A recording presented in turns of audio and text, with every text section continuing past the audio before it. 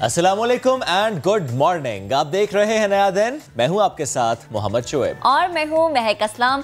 जुमेरात का दिन आता है तो थोड़ी सी तसल्ली हो जाती है कि वीकेंड करीब आने वाला है। हाँ, जुम्मा भी आने वाला है। और फिर जब हम जुम्मा मुबारक कहते हैं तो फिर हम कहते हैं कि यार बस दो दिन की छुट्टी हमें मिल रही है। कभी कभी एक दिन की मिलती है, किसी किसी को 3 दिन की भी मिल जाती है। जब 3 दिन आपने कहा था नजर लग गई मुझे। खैर, प्रोग्राम का आगाज करते हैं। टॉप स्टोरी सबसे पहले आपको बताएंगे।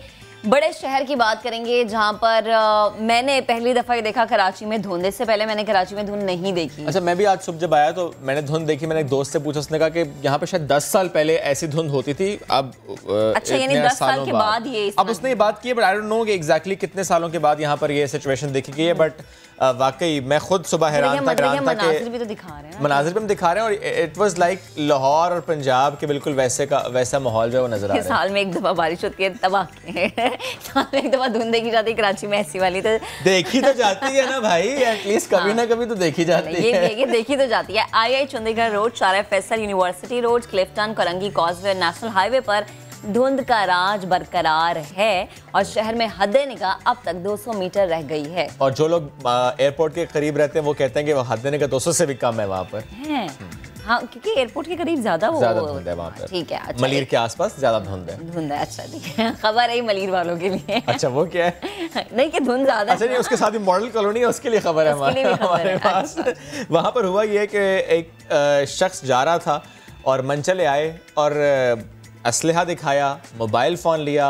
और वो जो जिससे लिया वो तो सोच चुका होगा कि भाई गया फ़ोन, लेकिन वो वापस आए तो उन्होंने कहा ये लीजिए मोबाइल, हम तो आपसे कर रहे थे मजाक, और कहते हैं अल्लाह हाफिज, हम चलते हैं। तो मतलब ये प्रैंक था या क्या था, समझ से बाला अगले इतना काट छड़े हैं। और जब लाहौर की हम बात करें तो लाहौर में कुछ मुख्तलिफ हुआ, यानी उसके साथ मजाक नहीं हुआ उस लड़की के साथ, वाकई वो मोबाइल ले गया। रात चलते लूट मार के वाकयात लाहौर में बढ़ चुके हैं।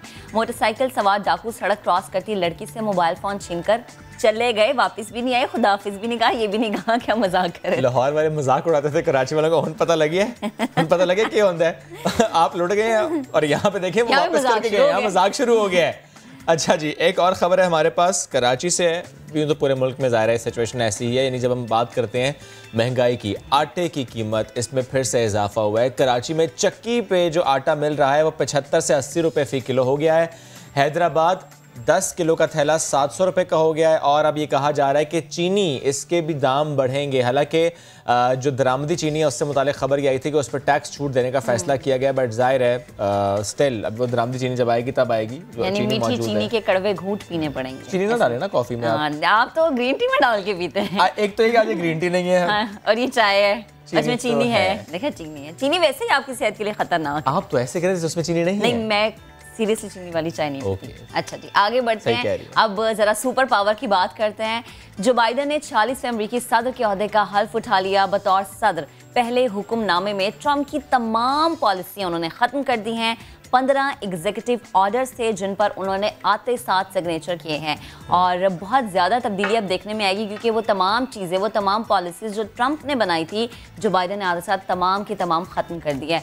बड़ी ज़बरदस्त तकरीब हुई है और जनाब इसमें साबिक सदर जो थे अमेरिका के, बुश, उन्हें भी देखा गया, ओबामा को भी देखा गया, लेकिन ट्रंप साहब मौजूद नहीं थे। सिंगर्स भी देखे गए। बड़ा अच्छा माहौल था वहाँ पे। लेकिन चलो, ये तो ज़ाहिर है माहौल था वहाँ पर, लेकिन आने के साथ ही उन्होंने ट्रंप साहब की जो पॉलिसीज़ हैं उनको अनडू कर दिया है। और जो इन्वायरमेंटल पॉलिसीज़ हैं उससे मुतालिक बात कर रहे हैं, वो कोरोना को लेकर बहुत सीरियस हैं। तो बहुत सी अच्छी पॉलिसीज़ उससे मुतालिक हम देख रहे हैं। 100 दिन 100 मिलियन वैक्सीन, ये भी ऐलान किया गया है। यानी ट्रंप साहब की जो पॉलिसीज़ थी जिनसे इनको इख्तलाफ था वो तो ख़त्म, लेकिन अब जो है इन्वायरमेंटल फैक्टर्स को लेकर, और एक बड़ी एक चीज़ जो कि ट्रंप के दौरे हुकूमत में बड़ी ज़ेरे बहस थी, वो ये थी कि मेक्सिको सरहद पे जो तामीर हो रही थी दीवार, वो जो है उन्होंने ख़त्म करवा दी। ओके, इस पे बहुत ज़्यादा आवाज़ उठाई जाती रही है पहले। तो लेट्स सी जो बाइडन अमेरिका के लिए और दुनिया के लिए कैसा साबित होते हैं। You want to add something? हाँ, और जनाब कोविड के हवाले से भी ये था कि तकरीब में देखा गया कि मास्क सबने पहने हुए थे। और अभी आपको दिखाएंगे, अभी हम आपको दिखाएंगे ना, वैक्सीन करा ली है ना। अच्छा, ये भी अच्छी बात है, वैक्सीन कराओ और मास्क उतार दो। और देखें, समाजी फासले का भी ख्याल रखा।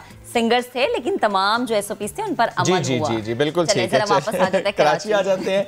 कराची में क्या हो रहा है जनाब, थोड़ी सी ट्रैफिक जैम का सामना करना पड़ सकता है किसी दिन, क्योंकि जाहिर है जब प्रैक्टिस सेशन हो और जब उसके बाद मैचेस होंगे तो थोड़ा सा मसला होगा, बट उस मसले को इग्नोर कीजिए क्योंकि ये बहुत अच्छी बात है कि इंटरनेशनल क्रिकेट की वापसी है। अफ्रीकी खिलाड़ी नेशनल स्टेडियम में प्रैक्टिस जो है वो कर रहे हैं। कराची वाले जहन बना लें कि ट्रैफिक मिलेगा, आज भी मिलेगा। अच्छा। और एक तरफ मैच की वजह से रास्ते बंद होंगे, दूसरी तरफ एक और मैच कह लेते हैं इसको, क्योंकि टीम एक ही है, JUI साहब की टीम है। अब इस पे आपको याद है 2 रोज पहले भी हमने शाह महमूद कुरैशी साहब से गुफ्तगू करते हुए सवाल किया था कि कराची में जो बैनर्स लगे हुए हैं कि इसराइल नामंजूर, ये बैनर्स क्यों लगाए गए हैं? जब इसराइल को मंजूर ही नहीं किया जा रहा तो इन बैनर्स का मकसद क्या है? क्या सिर्फ कराची के अवाम को तंग किया जा रहा है? उन्होंने कहा कि उनके बयानात भी रिकॉर्ड पर हैं, इमरान खान साहब भी क्लियरली कह चुके हैं, इसराइल भी कह चुका है कि पाकिस्तान के साथ ऐसे कोई मामलात हो नहीं रहे, तो फिर ये मार्च क्यों हो रहे हैं? फिर ऐसी बात क्यों की जा रही है? ऐसे बैनर्स क्यों लगाए जा रहे हैं? और दावा किया गया 10 लाख लोग आएंगे। सवाल ये है कि अगर 10 लाख लोग आ गए, 10 लाख लोग, अगर पे बहुत फोकस है मेरा, तो सड़कों का क्या हाल होगा? शेख साहब तो उनकी रैलियों पे इतनी तनकीद करते हैं, इनके जलसों पे इतनी तनकीद करते हैं कि उसमें 1500-2000 लोग थे, तो ये 10 लाख लोग बहुत बड़ा फिगर है। लेकिन वही बात है कि अगर आ जाते हैं सड़कों पे तो कराची की अहम शाहराहें, उनका क्या हाल होगा? हमारी नुमाइश चौरंगी अगर वो बंद हो जाती है उससे बहुत ज्यादा मसाइल पैदा हो जाते हैं। एग्जैक्टली। हमारे नुमाइंदे इस वक्त मौजूद हैं नुमाइश चौरंगी पर ही, उनसे बात कर लेते हैं। आमिर मजीद ने हमें ज्वाइन किया। आमिर बताएगा इस वक्त आप जिस जगह पर मौजूद हैं वहां क्या सूरत हाल देख रहे हैं? कराची के एक अहम और मेन शाहराह है, ट्रैफिक का काफी दबाव होता है यहाँ पर, कुछ SOPs या कुछ मुतबादिल रास्ते शहरियों को बताए गए हैं, अभी यहाँ पर क्या सूरत हाल है? जी महक, कराची की शहरियों का आज एक कड़ा इम्तिहान है, क्योंकि आज उनको ट्रैफिक के थोड़े नहीं बहुत बड़े मसाइल जो है वो देखने पड़ेंगे। इसमें 2 वजूहात हैं, 2 अहम इवेंट कराची में। एक तो जो जनूबी अफ्रीकी टीम है वो कराची पहुंच चुकी है, नेशनल स्टेडियम में प्रैक्टिस कर रही है, जिसकी सिक्योरिटी खदशात की वजह से जो नेशनल स्टेडियम ख़ास तौर पर जो कारसाज रोड है उसको ट्रैफिक के लिए बंद रखा गया है। अहम रोड है जिसको ट्रैफिक के लिए बंद रखा गया है, जिसकी वजह से शाहराह फैसल पर ट्रैफिक का दबाव होगा। और दूसरा सबसे बड़ा इवेंट जो है वो जमीयत उलमा इस्लाम फजल रहमान ग्रुप का इसराइल नामंजूर मिलियन मार्च है, जो बहुत बड़ी जो है वो परेशानी जो है वो पैदा कर सकता है। ये मार्च दिन 12 बजे का टाइम दिया गया है कि शुरू होगा सोहराब कोर्ट से और आयशा मंजिल, लियाकताबाद, तीन हट्टी, न्यू पीडी स्ट्रीट पर आकर जो है वो इसका इख्तिताम होगा। इस वक्त मैं मौजूद हूँ कॉरिडोर 3 पर, और ये कॉरिडोर 3 के मैं आपको मनाजिर दिखाता हूँ। ये कॉरिडोर 3 पर इस वक्त आपको कोई गाड़ी नज़र नहीं आएगी। इस वक्त दिन के 9:15 हो चुके हैं, लेकिन ये कॉरिडोर 3 यहाँ पर आपको गाड़ी का नामो निशान नहीं मिलेगा। ये इतनी आम शाहराह है, ये ना सिर्फ सदर बल्कि टावर जाने वाले जो मुसाफिर हैं उनको भी ये सहूलत फराहम करती है। ये यहाँ पर बंद कर दी गई है। शहरियों को मुतबादिल रास्तों से कहा गया है कि वो वहाँ से जाएं, लेकिन चूँकि जो मेन चाराएँ बंद हैं और जो मुतबादिल रास्ते जो शहरियों को बताए गए हैं जाने के लिए, वहाँ पर ट्रैफिक का अब दबाव बढ़ना शुरू हो गया है। और कुछ ही देर के बाद शहर के तकरीबन ये जो लिंकिंग रोड्स हैं, जब यहाँ पर दबाव पड़ेगा तो जितने भी रोड्स हैं वहाँ पर शदीद ट्रैफिक जाम देखने में आएगा। 2 अहम रोड हैं शहर के जो इस वक्त जो है वो रवां दवा हैं, जिनमें शाहराह फैसल है और दूसरा लियारी एक्सप्रेस वे। ये 2 वाहिद रास्ते हैं जिनको शहरी इस्तेमाल करते हुए ट्रैफिक वहाँ पर भी मौजूद होगा, लेकिन वो अपनी मंजिल पर पहुँच जाएंगे। लेकिन जो मेन चाराएँ हैं, जिस तरह कि मैंने आपको बताया, सोहराब कोर्ट से लेकर एम जिना रोड तक, और दूसरा जो है वो कारसाज रोड और लेस्टर स्टेडियम के कुर्ब जवार में वाक़ जो रोड हैं वो बंद होंगे, जिसकी वजह से शहरियों को शदीद परेशानी का सामना अच्छा आमिर, क्या आप ये बता सकते हैं इन दोनों इवेंट्स को लेकर, इनकी टाइमिंग्स को देख कर के कौन से आवर्स, कौन से घंटे ऐसे होंगे कराची वालों के लिए जो कि सबसे ज़्यादा तकलीफदेह हो सकता है अगर वो सफ़र कर रहे हैं, अगर वो कहीं जा रहे हैं तो? जी शुएब, दिन 12 बजे से लेकर तकरीबन दोपहर 4 बजे तक ये वो वक्त है जब जो जमीयत उलमा इस्लाम का फजल रहमान ग्रुप का जो मिलियन मार्च है वो शुरू होगा सोहराब कोर्ट से और न्यू पीडी स्ट्रीट पर आकर ख़त्म होगा। ये वक्त दिया है जमीयत उलमा इस्लाम फजल रहमान ग्रुप ने, लेकिन इस पर अगर वो मार्च शुरू नहीं होता तो जो रोड है वो काफ़ी देर तक बंद रहेंगे। और दूसरा जो कारसाज रोड है जो प्रैक्टिस की वजह से बंद किया गया है, वो बंद होगा तो उसकी वजह से जो ट्रैफिक जो मलिर से या गुलशन इकबाल से ये सदर या सदर से मलिर गुलशन इकबाल जाती है, वहाँ पर भी उनको जो है वो। ठीक है आमिर, बेहद शुक्रिया, साथ मौजूद थे आप। और आयश चौरंगी पर इस वक्त आप खड़े हैं। बहरहाल पूरे कराची की ट्रैफिक का निज़ाम आज दरहम बरहम होगा एक बार फिर से। तो लेट्स सी इसको मैनेज किया जाता है तो कैसे। गैर ज़रूरी तौर पर अगर ना निकले तो बेहतर है, ये कराची वालों के लिए हमारी तरफ से एक और अगर शहर में ऐसी सूरत हाल है तो उसको मैनेज ऐसे करना चाहिए कि शहरियों के लिए मुश्किलात ना हो। आप मुतबादिल रास्ता पहले से बताएं, आप उन्हें बताएं कि अगर एक शाहराह बंद है या एक शाहराह पर ट्रैफिक का दबाव है या फिर वहाँ से रैली गुजर रही है तो मुतबादिल रास्ता वो कोई इस्तेमाल, एक मुतबादिल रास्ता है। अगर हेलीकॉप्टर्स मंगवा लिए जाए कराची में और एक जगह से दूसरी जगह 55 रुपए फी किलोमीटर वाले, उसके अलावा कोई ऑप्शन नहीं है बिकॉज ये बहुत ज़्यादा पॉपुलेशन वाला शहर है। यहाँ पर एक रास्ता बंद हो जाए, मुतबादिल रास्ता दे भी दिया जाए तो वो वहां पर दबाव बढ़ जाता है। अच्छा जी, बढ़ते हैं आगे। क्यों ना आज प्रोग्राम के आगाज में दुनिया भर का चक्कर लगाया जाए। बिल्कुल लगवाएं चक्कर। चलें जी लगवाते हैं जी। बरतानवी शहरी ने 28 करोड़ डॉलर्स की बिटकॉइन हार्ड ड्राइव कचरे में फेंक दी। शायद उसको मालूम नहीं था कि वो किस चीज को फेंक रहा है। गुमशुदा हार्ड ड्राइव ढूंढने की अब उसने इजाजत तलब की है, लेकिन हुकाम ऐसा करने के लिए तैयार नहीं है। न्यूपोर्ट वेल्स से 35 साल ये आईटी इंजीनियर हैं जेम्स। इन्होंने 2009 में क्रिप्टो करेंसी में हिस्सा लिया था और 2013 में ऑफिस की जब सफाई कर रहे थे तो गलती से बिटकॉइन वाली हार्ड ड्राइव इन्होंने फेंक दी। जेम्स का ये कहना है कि उनके पास 7,500 बिटकॉइंस मौजूद थे और अगर आज उनकी कीमत का अंदाज़ा लगाया जाए तो वो 28 करोड़ डॉलर्स तक होंगे। अब तो वो बड़े परेशान है, पहले गलती क्यों की थी। साफ सफाई करते हुए ये जरूर एहतियात कीजिए कि आप कोई ऐसी चीज़ ना फेंक दें जो कि बाद में आपको पछताना पड़े। हाँ, वैसे आपने कभी किया ऐसे कि कोई चीज़ फेंक दो बाद में एहसास हो कि अच्छा ये तो हुआ तो है, लेकिन वो 28 करोड़ डॉलर तक की मालियत की नहीं थी। अच्छा। लेकिन पाकिस्तान ये होता है महक, जनरली हमारे घरों में आप भी इसको सेकंड करेंगी, हम पुरानी चीजें नहीं फेंकते। हम स्टोर में रख देंगे, हम ड्रॉ में रख देंगे, हम कबर्ड में रख देंगे, हम उसे जमा करते रहेंगे। अच्छा, इसमें ना मेरे चाचू बड़े मजे की बात करते हैं। वो कहते हैं कि अगर आपने किसी चीज को 6 महीने तक इस्तेमाल नहीं किया ना तो यकीन करें आप पूरी जिंदगी इस्तेमाल नहीं करेंगे। आप उसे फेंक दें। अच्छा, वैसे मुझे लगता है वो पुरानी चीजें कभी ना कभी काम आ जाती हैं। मुझे तो काम आ जाती है कभी ना कभी। पुराने कपड़े कभी ना कभी किसी ना किसी जगह पे पहनने के काम आ जाते हैं, जहाँ मुझे ताने देते हैं ना कपड़ों के हवाले से। अच्छा जी, सऊदी अरब में मदीना मुनव्वरा के मशहूर पहाड़ों अल-फुकरा के अतराफ बादलों के दिलफरेब मनाजिर सोशल मीडिया पर वायरल हैं। कई फोटोग्राफर्स ने मनाजिर कैमरों में कैद करके सोशल मीडिया पर शेयर किए। सबसे ज्यादा उसामा अल-हरबी की तस्वीर को पजीराई मिल रही है क्योंकि फ़ज़ा से तस्वीर का इंतखाब उसमें पेश किया गया था। ये वो मनाजिर हैं जो हम आपको दिखा भी रहे हैं और कितना माशाल्लाह खूबसूरत, माशाल्लाह जी, एरियल व्यू ऑफ मदीना और उसके खूबसूरत ये पहाड़। अच्छा जी, बढ़ते हैं आगे। सियासी नाश्ता करते हैं जनाब। वज़ीर आज़म ने अपोजिशन जमातों को चैलेंज दिया है। वो कहते हैं कि फॉरेन फंडिंग केस की समाअत अवाम के सामने होनी चाहिए। वो कहते हैं जितने भी पार्टी के सरबराह हैं उनकी मौजूदगी में होनी चाहिए, उनको मालूम होना चाहिए कि मामलात हैं क्या, तहरीक इंसाफ की फंड रेजिंग कहाँ से हुई और अपोजिशन जमातों को पैसा कहाँ से मिला, क्योंकि ये तो हो नहीं सकता। इल्ज़ाम सिर्फ एक जमात पर तो है नहीं। इल्ज़ाम सबसे पहले लगता है पाकिस्तान तहरीक इंसाफ पर, लेकिन उसके 3-4 साल बाद वही इल्ज़ामात पाकिस्तान मुस्लिम लीग नवाज पर लगते हैं, वही इल्ज़ामात पीपल्स पार्टी पर भी लगते हैं। सवाल ये भी उठता है यहाँ पर कि जो इल्ज़ामात 6 साल पुराने हैं उन सवालों पर तहकीकात में इतनी सुस्त रवी क्यों हुई। सवाल ये भी है कि पाकिस्तान तहरीक इंसाफ ने मुख्तलिफ औकात में स्टे ऑर्डर्स क्यों लिए हैं। ये तो एक मामला है, लेकिन इसी मामले को लेकर आजकल शोर ज्यादा क्यों हो रहा है, क्योंकि पीडीएम ने 2 रोज पहले इलेक्शन कमीशन के बाहर एहतजाज किया।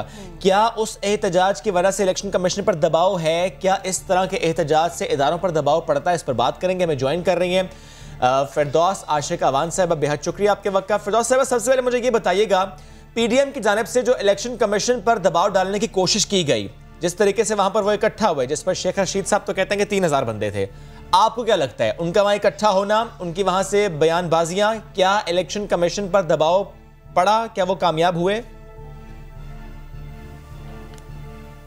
बिस्मिल्लाहिर्रहमानिर्रहीम। पीडीएम का पहले दिन से ये वतीरा रहा है कि वो अदारों को मुतनाज़ा बनाए, वो कौमी सलामती के अदारे हों या इलेक्शन कमीशन हो। उनका पहले दिन से ये बयानिया रहा है कि अदारे कमज़ोर करके शख्सियात जो हैं उन पे हावी हो जाएं। और यहाँ ये बदकिस्मत पहलू रहा पाकिस्तान की सियासत में कि यहाँ जमहूरियत के नाम पे शख्सियात को मजबूत किया गया, शख्सियात को इतना ताकतवर बना दिया गया कि उन्होंने अदारों को कमज़ोर करके अपने ताबे किया। पूरी दुनिया के अंदर महज़्ज़ब मुआशरों में जहाँ ताकतवर जमहूरी स्ट्रक्चर है वहाँ शख्सियात जो हैं वो अदारों के ताबे होती हैं, और no one is above the law. लेकिन पाकिस्तान के अंदर अदारे कमज़ोर रहे, शख्सियात मजबूत रहीं, और वो कमज़ोर अदारों को तोड़ मरोड़ के अपनी मर्ज़ी के मुताबिक इस्तेमाल करती रहीं और अपने मर्ज़ी के नताइज लेती रहीं। पहली दफ़ा है कि वज़ीर आज़म पाकिस्तान ने अदारों को बाख्तियार बनाया, उनका जो आइनी और कानूनी रोल है उसको एम्पावर किया और उनको स्ट्रेंथन किया और उनको आज़ाद किया हुकूमती प्रेशर से। लेकिन PDM जो है वो इस वक्त इस ज़िद पे है कि जो हम चाहें, जो हम डिक्टेट करें, क्योंकि शाही ख़ानदान और ज़िले सुबहानी के दौर में यही होता रहा कि जो वो चाहते थे उंगली के एक इशारे पे वही होता था। अब ये नया पाकिस्तान है, बदला हुआ पाकिस्तान है, जहाँ अदारे आज़ाद और फ़ाल हैं, और इलेक्शन कमीशन को मुतनाज़ा बनाने का जो PDM का ख्वाब है वो मलिया मेट हो जाएगा, चिकनाचूर हो जाएगा, क्योंकि हम अपने अदारों के साथ खड़े हैं और उनको मज़ीद ताकतवर बनाएंगे ताकि वो कानून की हुक्मरानी को यकीनी बना सके। ठीक है फिरदौस साहिबा, आप एक जगह आप ये कह रही हैं कि इदारे वज़ीर आज़म ने खुद मुख्तार कर दिए हैं, आज़ाद कर दिए हैं, लेकिन अपोजिशन इस चीज़ को ये कहती है कि इदारे जो हैं वो कठपुतली हैं वज़ीर आज़म के। वो इस बात पे भी बारहा बात करते हुए नज़र आते हैं अपनी तकरीरों में कि जो इलेक्शन कमीशन है या जो नैब है वो केसेस नहीं बल्कि फेस देखते हैं। तो उनकी तकरीर के हवाले से बात कर लेते हैं कि जब PDM रहनुमा तकरीर कर रहे होते हैं, बहुत ज़्यादा गरज रहे और बरस रहे होते हैं, तो क्या खान साहब सुनते हैं उन्हें? आप या पार्टी में कौन ऐसा शख्स है जो कि बड़े तहम्मुल से TV के आगे बैठ के उनकी तमाम तकरीर सुन रहा होता है? देखिए, हम अपना अपना काम कर रहे होते हैं, हम इनकी आओ बका, रौला रप्पा, शोरो गुल, आहें और सिसकियाँ और दर्द से भरे बयानिए जो हैं उनको हम सुनने के लिए ना तो फारग हैं और ना हमारी तवज्जो होती है। हाँ, हम ये ज़रूर कर रहे होते हैं कि जो हमारे अवाम हैं उनके दुखों का मुदावा हो, उनको महंगाई से निजात मिले, गुर्बत का ख़ात्मा हो, इस मुल्क में जहालत ख़त्म हो, दो नहीं एक पाकिस्तान का जो नारा है उस पर अमल हो। और जो खान साहब हैं उनको जो बाद में जब ये हक़ाइक़ बताए जाते हैं कि इतने लोग दिहाड़ी पे लेके आए थे, इतने मज़दूर थे और इतने उसमें, क्योंकि वो जिस जगह पे बैठे हैं उनके पास पूरा एक इंटेलिजेंस बेस्ड इंफॉर्मेशन नेटवर्क है, और जब उनको पता चलता है कि प्यारी अपोजिशन जो इतने सारे हीले बहाने करके और सारे पापड़ बेल के तब भी खाली हाथ वापस लौटती है, तो फिर हमें तरस आता है। अच्छा ठीक है, नहीं इमरान खान साहब नहीं सुनते इनकी तकरीरें। अच्छा फिरदौस साहब मुझे बताइएगा कि 2 रोज़ पहले जो यहाँ पर PDM ने एहतजाज किया और जिस तरह की बयानबाजियाँ वहाँ पर की गई, एक नया इल्ज़ाम सामने आया। उनकी तरफ से कहा गया कि पाकिस्तान तहरीक इंसाफ को 2 मुल्कों की फंडिंग थी और है। उन्होंने इसराइल का नाम लिया, उन्होंने भारत का नाम लिया। फिरदौस साहबा, इमरान खान साहब ये कह चुके हैं कि 2 ममालिक की ऑफ़र इमरान खान साहब को थी और उन्हीं ममालिक ने दूसरी जमातों को फंड किया है। What does that mean? India and Israel Muslim League Noon को फजलुर रहमान साहब को फंड कर रहे हैं, ऐसा मामला है स्टिल? देखिए, ये इंतहाई गैर ज़िम्मेदाराना, बेहूदा और ख़ुद साख्ता इल्ज़ाम है जो PTI पे और PTI की क़यादत पे PMLN ने लगाया है।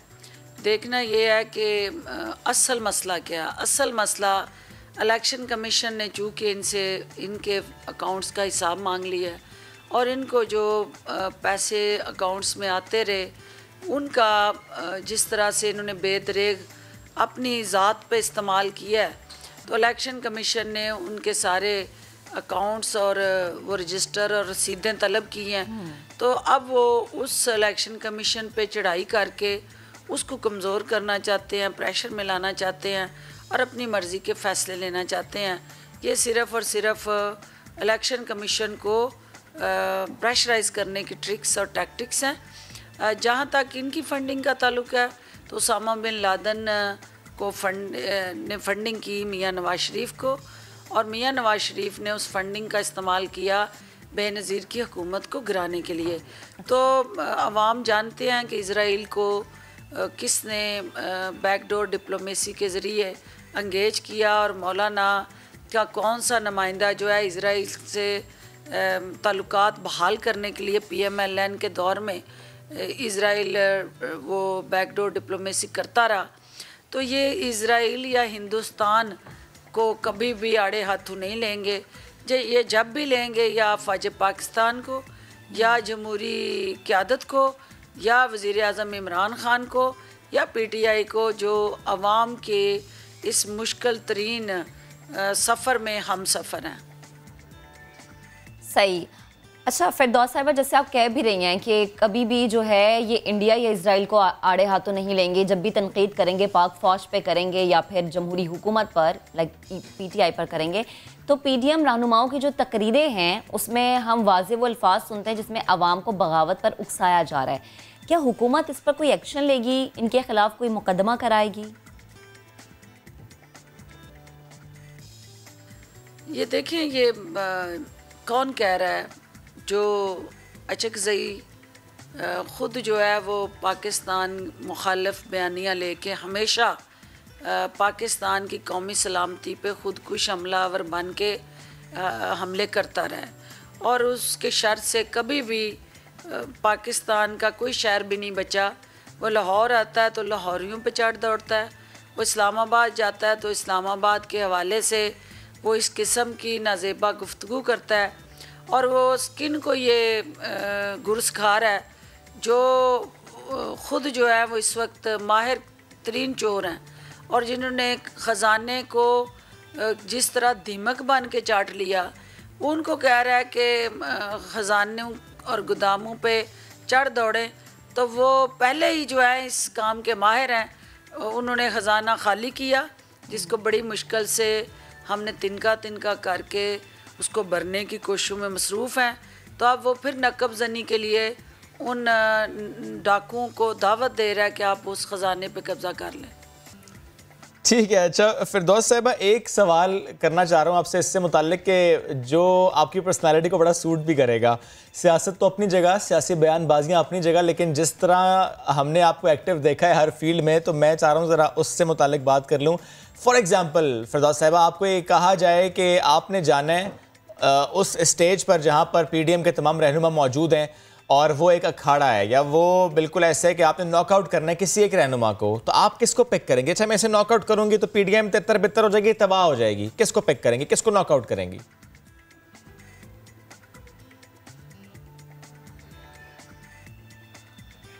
ठीक है, आई थिंक शायद हमारा राबता उनसे मुनक़ता हो गया है, या वो सोच रही हैं ज़्यादा कि किसको नॉकआउट करना है। बिल्कुल। तो जनाब फिरदौस आशिक अवान साहिबा जो हैं हमारे साथ मौजूद थी और PDM के जलसों में जो तकरीरें होती रही हैं, जो बातें होती रही हैं, जो गुफ्तगू होती रही हैं, और आई थिंक राबता हमारा बहाल हो गया। तो नॉकआउट वाला यही सवाल कर लेते हैं फिरदौस साहिबा, नॉकआउट किसको करेंगी? जलसा हो रहा है, सारे PDM रहनुमा मौजूद हैं, आप पहुंच चुके हैं वहां पर, टारगेट है आपका कि किसी एक को नॉकआउट करना है। तो मैंने नॉकआउट करना हो तो मेरे ब्रायलर मुर्गियां तो मेरे बाएं हाथ का खेल होगा। तो अलबत्ता जहाँ पे मुझे गिराने में मुश्किल आएगी वो भारी भरकम मौलाना फजलुर रहमान होंगे, लेकिन मेरी कोशिश होगी कि हम उन्हें आवाम की ताकत से गिराएं, हमें हाथापाई से उन्हें गिराने की ज़रूरत ना पड़े। उनका बयानिया वो पिट चुका है तो वो ख़ुद भी पिट जाएंगे, क्योंकि अवाम की ताकत के आगे कोई नहीं ठहर सकता। ठीक है फिरदौस साहिबा, बेहद शुक्रिया, आप गुफ्तगू कर रही हैं। और जब भी फिरदौस आशिक अवान साहिबा हमारे प्रोग्राम में आती हैं तो इस तरह की मज़े मज़े की बातें होती हैं और इन्हीं बातों में बहुत सारी चीज़ें भी वो कह जाती हैं। आगे बढ़ते हैं। पहले तो शुएब ने कहा था कि दुनिया भर का चक्कर लगाते हैं, मैं आपको दुनिया भर का चक्कर लगवाती हूँ। बड़ी मज़े मज़े की खबर है। वियतनाम में खातून के मसाने से 400 किलोग्राम का पत्थर निकल आया है। पहली दफ़ा मैंने भी ऐसी कोई खबर सुनी और पढ़ी है। 400 ग्राम का पत्थर निकलना वैसे बहुत बड़ी बात है। 400 ग्राम का पत्थर निकला उसके मसाने से, खातून को पेट में शदीद तकलीफ हुई और इसके बाद मकामी अस्पताल के इमरजेंसी वार्ड में लाया गया, जहां खातून का CT स्कैन किया गया। डॉक्टर्स हैरान रह गए कि उनके मसाने में कोई बड़ा और ठोस मादा मौजूद है। बाद डॉक्टर्स ने फौरी तौर पर खातून की सर्जरी की और उनके मसाने से 10 सेंटीमीटर बड़े और 400 ग्राम वजनी इस पत्थर को निकाला। तो इस तरह की तकलीफ कैसे बर्दाश्त कर रहे होंगे हैं ये, मतलब लाइक मुझे एक तो दुख हो रहा है और दूसरा मुझे हैरानगी हो रही है कि इतना बड़ा पत्थर लाइक अच्छा चले आगे बढ़ जाते हैं। अमेरिका में एक ऐसा लैम्प पेश किया गया है जो कोरोना समेत मुख्तलिफ वायरसेस और जरासीमों का बड़ी हद तक खात्मा कर सकता है। अल्ट्रा वायलेट लैम्प को कंप्यूटर कीबोर्ड और माउस पर रख कर ऑन किया जाए तो वो 5 मिनट में 99.9% वायरस और बैक्टीरिया का खात्मा कर देता है। इसमें ऐसे मोशन सेंसर मौजूद हैं जो खुद कार तौर पर काम करते हैं और खुद ही बंद हो जाते हैं। जब सारिफ कीबोर्ड या माउस पर काम शुरू करता है तो वो या तो ऑन हो जाता है या फिर 5 मिनट के बाद बंद हो जाता है। आई थिंक ये पाकिस्तान में भी आना चाहिए। चले जी, हमारे इर्द गिर्द बहुत सारे वायरस होते हैं ना, आपने कहा था मंगवा लेते हैं। अच्छा जी, लेकर चलते हैं बरतानिया और यहाँ से हमारे पास कहानी है एक रहमदिल प्लम्बर से मुताल्लिक। कोविड के दौरान 2000 ख़ानदानों की मुफ्त में मदद कर दी। बरतानिया में कहा जाता है कि जो सर्विसेज हैं बहुत एक्सपेंसिव होती हैं, चीज़ों की मरम्मत करना इसमें बहुत अखराजात आते हैं, लेकिन 53 साला जेम्स 2000 घरों में काम करने पर कोई फ़ीस इन्होंने चार्ज नहीं की। एंडरसन ने हफ्ते में एक भी छुट्टी नहीं की। जेम्स एंडरसन ने फेसबुक पोस्ट पर लिखा कि 2020 के आगाज़ से उन्होंने ज़रूरतमंदों की मदद की है क्योंकि वो अपने लोगों को कभी तन्हा नहीं छोड़ सकते थे। यही उनका अज़्म था जिसका उन्होंने वहाँ पर भरपूर तरीके से इजहार किया। ठीक है जी, आगे बढ़ते हैं और ज़रा आपको खबर देते हैं। सिंध हाई कोर्ट ने KESC निजकारी का केस फैसला जो है ये साल के बाद सुना दिया है। निजकारी के खिलाफ KESC लेबर यूनियन की दरख्वास्तें मुस्तरद हुई। अदालती फैसले में ये कहा गया है कि KESC के निजकारी का अमल गैर कानूनी नहीं था। इसी पर बात करेंगे, अपने नुमाइंदे इरफानुल हक ने हमें ज्वाइन किया। इरफान बताएगा 15 साल के बाद इस केस का फैसला सुनाया गया, क्या रिमार्क्स रहे अदालत की जानिब से? देखिए, अदालत ने अपने जो मुख्तसर हुक्म अदालत में सुनाया है जो कि एक बहुत तफसीली फैसला है और आज अदालत ने एक पैराग्राफ उसका पढ़कर सुनाया है। उसके मुताबिक अदालत ने करार दिया है कि दरख्वास्त गुजार अदालत को इस बात पर मुतमईन नहीं कर सके हैं कि निजकारी का जो अमल था वो शफाफ नहीं था, गैर कानूनी था। इस हवाले से जो दलाइल दरख्वास्त गुजारों की जानिब से दिए गए उससे अदालत मुतमईन नहीं थी, इसलिए इन दरख्वास्तों को मुस्तरद किया गया है। दरख्वास्त गुजारों ने यह दावा किया था कि ये कौमी इदारा है जिसकी फ़रोग से या निजकारी से न सिर्फ कौमी ख़जाने को नुकसान पहुँचेगा बल्कि एक अहम इदारे के जो शेयर्स हैं वो गैर मुल्की कंपनी को चले जाएंगे। इसके अलावा ये भी कहा गया था कि जो मुश्तरका मफादात काउंसिल है उससे भी मंजूरी नहीं ली गई और जो कानूनी ज़ाब्ते थे उसकी निजकारी के पूरे नहीं किए गए। 2005 में ये मुख्तलिफ दरख्वास्तें दायर की गई थी जिसका फैसला कुछ अर्से कबल महफूज हुआ था। आज अदालत ने इसका तफसीली फैसला सुनाया है और अदालत ने दरख्वास्तें मुस्तरद कर दी। शुक्रिया इरफानुल्लाह का आपने अपडेट किया इससे मुताल्लिक।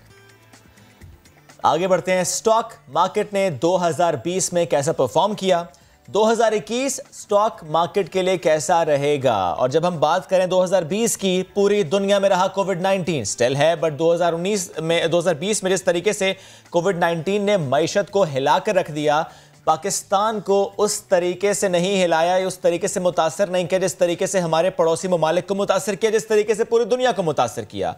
कोविड के बावजूद वी परफॉर्म्ड वेल। जब भारत ने परफॉर्म अच्छा नहीं किया, बांग्लादेश ने नहीं किया, फिलीपींस में हमने देखा कि स्टॉक मार्केट जो है वो क्रैश कर गई, ट्रेडिंग को कई बार रोकना पड़ा। यूं तो पाकिस्तान में भी ट्रेडिंग को रोकना पड़ा, बट उस तरह नहीं जिस तरह बाकी मुल्कों में हुआ। स्टॉक मार्केट पर दबाव था, दिन में कई बार ट्रेडिंग में सर्किट ब्रेकेट की वजह से ट्रेडिंग रुक जाती थी। ताहम इन मुश्किल हालात और दबाव के बावजूद ट्रेडिंग जारी रखी गई और इसकी वजह से मार्केट बेहतर रही। पिछले साल कंपनीज ने 35.44 अरब रुपए का सरमाया इकट्ठा किया। आज हमें ज्वाइन करें MD Pakistan stock exchange Farooq H Khan साहब। बहुत शुक्रिया सर आपके वक्त का। सर, मार्केट ने 2020 में बेहतर परफॉर्म किया, क्या बतौर एमडी आप मुतमईन हैं, वेरी सेटिस्फाइड कि जो एक्सपेक्ट किया जा रहा था कोरोना की सिचुएशन को देखते हुए और आसपास के ममालिक की सिचुएशन देखते हुए कि वी परफॉर्म्ड वेल, या नहीं आपको लगता है कि स्टिल हमारे पास कैपेसिटी थी और हम और बेहतर परफॉर्म कर सकते थे? जी अस्सलाम वालेकुम, शुक्रिया बहुत बहुत। पहले तो मैं एक चीज़ कहना चाहूँगा, आपने कहा कि पाकिस्तान की मार्केट भी बंद हुई। एक्चुअली जिस तरह फ़िलिपीन, श्रीलंका, बांग्लादेश की मार्केट्स को बंद कर दिया गया था, पाकिस्तान की मार्केट 1 मिनट के लिए भी बंद नहीं हुई, इवन दो इतनी चैलेंजिंग ऑपरेटिंग एनवायरनमेंट थी। जो सर्किट ब्रेकर्स की आपने बात की, that is the international best practice कि अगर मार्केट एक सर्टेन परसेंटेज से या तो ऊपर चली जाए या नीचे चली जाए तो उसको 1 घंटे के लिए हॉल्ट कर देते हैं। बिल्कुल ऐसा है। तो वो ट्रेडिंग बंद होना, वो एक मार्केट हॉल्ट होता है ताकि किसी भी साइड पे अगर पैनिक हो रहा हो या बहुत ज़्यादा इररेशनल एग्जूबरेंस हो रही हो तो मार्केट प्लेयर्स को और इन्वेस्टर्स को मौका मिलता है कि वो आराम से सिचुएशन को समझ लें। So that is only to give a breather, वो मार्केट बंद नहीं होती। तो I just wanted to clarify that. तो खुदा का शुक्र है, जिस तरह आपने कहा कि पूरी दुनिया की तरह पाकिस्तान की भी बहुत चैलेंजिंग एनवायरनमेंट रही है पिछले साल और अभी भी कंटिन्यू कर रही है। मगर जो स्टेप्स लिए गवर्नमेंट ने बहुत एग्रेसिवली, प्रोएक्टिवली, ना सिर्फ मॉनेटरी और फिस्कल पॉलिसी में मगर बहुत इंपॉर्टेंटली सोशल पॉलिसी में भी, इसी तरह PSX और SECP ने बहुत प्रोएक्टिव इकदाम लिए, जिससे और जो हमने एक डिसीजन की कि मार्केट को किसी भी हालत में हम बंद नहीं करेंगे, बिकॉज जो भी लेवल्स हैं वो इन्वेस्टर्स को उन लेवल्स के ऊपर खरीदने या बेचने का मौका is the primary purpose of the market, कि वो हम कंटिन्यू करें। तो उससे मार्केट पहले शुरू में बहुत नीचे आई, मगर फिर जिस तरह आपने देखा कि अपनी मार्च की लोज से ऑलमोस्ट तकरीबन 50-60% मार्केट रिकवर की है, और it's one of the best performing markets in Asia and globally right now. तो मैं बहुत सेटिस्फाइड हूँ। जो आपने सवाल पूछा था कि जो हमने इकदाम लिए, गवर्नमेंट ने, PSX ने, SECP ने, वो काफ़ी हद तक कामयाब रहे हैं। मगर मैं ये नहीं कहूँगा कि चैलेंजेस ख़त्म हो गए, चैलेंजेस बहुत हैं। मगर इन मुश्किल हालात में ना सिर्फ मार्केट को ऑपरेशनल रखा, मगर बहुत सारे प्रोडक्टिव स्टेप्स भी लिए गए। जिस तरह आपको याद होएगा कि पिछले साल हमने एक 200 बिलियन का बेंचमार्क सकूक इशू किया पाकिस्तान एनर्जी होल्डिंग के लिए, जिससे इन्वेस्टर्स और गवर्नमेंट को बहुत फ़ायदा हुआ। हमने नए प्रोडक्ट्स लॉन्च किए, ETFs जो 10 साल के बाद एक्सचेंज में लॉन्च हुए थे। हम लोग एक नया ट्रेडिंग और सर्वेलेंस सिस्टम लगा रहे हैं जो कि इंशाल्लाह इस साल ऑपरेशनल हो जाएगा। तो ना सिर्फ हमने मार्केट को ऑपरेशनल रखा, मगर उसके साथ साथ जो हमें प्रोडक्टिव स्टेप्स लेने थे वो भी हमने काम जारी रखा। तो माशाल्लाह हम 2021 एक अच्छे कॉन्फिडेंस के साथ जो है एंटर कर रहे हैं। सही। अच्छा फारूक साहब, जरा आम आदमी की आसानी के लिए समझाएगा कि एक आम शख्स के पास अगर पैसा वो कहीं इन्वेस्ट करना चाह रहा है, क्योंकि हमारे यहाँ ये चीज़ बहुत कॉमन है, लोग ये सोचते हैं कि पैसे को पैसा ही कमाता है, तो वो पैसा कहाँ इन्वेस्ट कर सकता है? उसके लिए पैसा इन्वेस्ट करना 2021 में कहाँ पर बेहतर रहेगा? देखिए, किसी भी इन्वेस्टर को, चाहे वो छोटा हो चाहे वो बड़ा हो, मेरी एडवाइस हमेशा यही होएगी कि आप अपना एक अच्छा पोर्टफोलियो डेवलप करें। तो अगर आपके पास 100 रुपये हैं इन्वेस्ट करने के लिए, तो उसमें से कुछ पोर्शन जो है पूरी दुनिया में इक्विटीज़ में इन्वेस्ट होना चाहिए। और पाकिस्तान में भी जिन लोगों ने लॉन्ग टर्म अच्छे शेयर्स में इन्वेस्ट किया है, उनका जनरली अच्छा फ़ायदा ही रहा है। लोग जो जब मेरी एडवाइस हमेशा यही होती है कि आप ट्रेड करने की कोशिश ना करें। अगर आप बहुत ही गिफ्टेड ट्रेडर हैं तो शायद आप पैसे बना लें, वरना जनरली उसमें मुनाफा कमाना बहुत मुश्किल होता है। आप सोच समझकर अच्छा लॉन्ग टर्म इन्वेस्ट करें, और लॉन्ग टर्म से मेरा मतलब है कि एटलीस्ट 2, 4, 5 साल का व्यू आपका होना चाहिए कि आप वो पैसे 2, 3, 4 साल के लिए आपको उनकी ज़रूरत नहीं है। और फिर आप देखेंगे कि आपका रिटर्न जो है वो, अगर आप पिछले 10, 15, 20, 25 साल का देखें पाकिस्तान स्टॉक मार्केट का रिटर्न, तो ऑलमोस्ट हर एक एसेट क्लास से, चाहे वो लोकल होए जिसमें गोल्ड, रियल एस्टेट सब कुछ शामिल है, चाहे वो इंटरनेशनल बेंचमार्क्स हों, उन सब से माशाल्लाह बेहतर रहा है और डॉलर टर्म्स में बेहतर रहा है। सही। सर ये बता दें कि 2020 में कितने नए इन्वेस्टर्स आए और 2021 में क्या टारगेट है, क्या स्पेकुलेशन है, कितने नए इन्वेस्टर्स आएंगे इन स्टॉक मार्केट? देखिए, ये एक इशू है हमारी मार्केट में कि हमारी मार्केट की इन्वेस्टर बेस अभी भी बहुत नैरो है, और इसके ऊपर हमने बहुत एक्टिवली काम कर रहे हैं। और जो 2-3 बहुत इंपॉर्टेंट स्टेप्स लिए गए हैं, जिनका आई एम क्वाइट कॉन्फिडेंट कि 2021 में उनका बेनिफिट हमें आएगा। कि एक तो आपने जो रोशन डिजिटल अकाउंट शुरू हुए, अब पहली दफ़ा बैंक्स और कैपिटल मार्केट्स के दरमियान ये बहुत क्लोज कोलैबोरेशन हुई है कि KYC जो है वो शेयर हो रही है। और इसकी वजह से दुनिया में ओवरसीज पाकिस्तानीज कहीं भी बैठे हुए हुए वो अपना बैंक अकाउंट भी और ब्रोकरेज अकाउंट घर पर अपने ऑफिस में बैठकर खोल सकते हैं। दूसरा, हमने तो बहुत आसान हो गया अकाउंट खोलना। इसी तरह हमने लोकल इन्वेस्टर्स के लिए भी अब पॉसिबल है कि वो अपने घर या दफ्तर में बैठ के completely online account opening process हमने इम्प्लीमेंट कर दिया है जनवरी से। तो उससे भी इन्वेस्टर्स को आसानी होगी और एप्लीकेशन फॉर्म्स को भी हमने अकाउंट ओपनिंग फॉर्म्स को भी सिंप्लीफाई किया है। तो ये 2-3 बहुत बड़े स्टेप्स हैं जो कि बहुत सालों से नहीं हुए थे, जिनसे इन्वेस्टर्स के लिए और ख़ासतौर पे छोटे इन्वेस्टर्स के लिए स्टॉक मार्केट में आना आसान हो जाएगा। और ज़्यादातर जितने बड़े ब्रोकर्स हैं उनकी वेबसाइट्स और उनके फ़ोन के ऊपर ऐप्स हैं, तो आप बहुत आसानी से जो है अब मार्केट में ट्रेड कर सकते हैं या इन्वेस्ट कर सकते हैं। सही सर, 2020 में हमने देखा कि स्टॉक मार्केट ने कुछ ऐसे प्रोग्राम्स लॉन्च किए कि स्पेशली यूनिवर्सिटीज़ के जो स्टूडेंट्स हैं उनको राग़िब किया गया कि किस तरीके से वो समझ सकते हैं स्टॉक मार्केट को और वो इन्वेस्ट कर सकते हैं।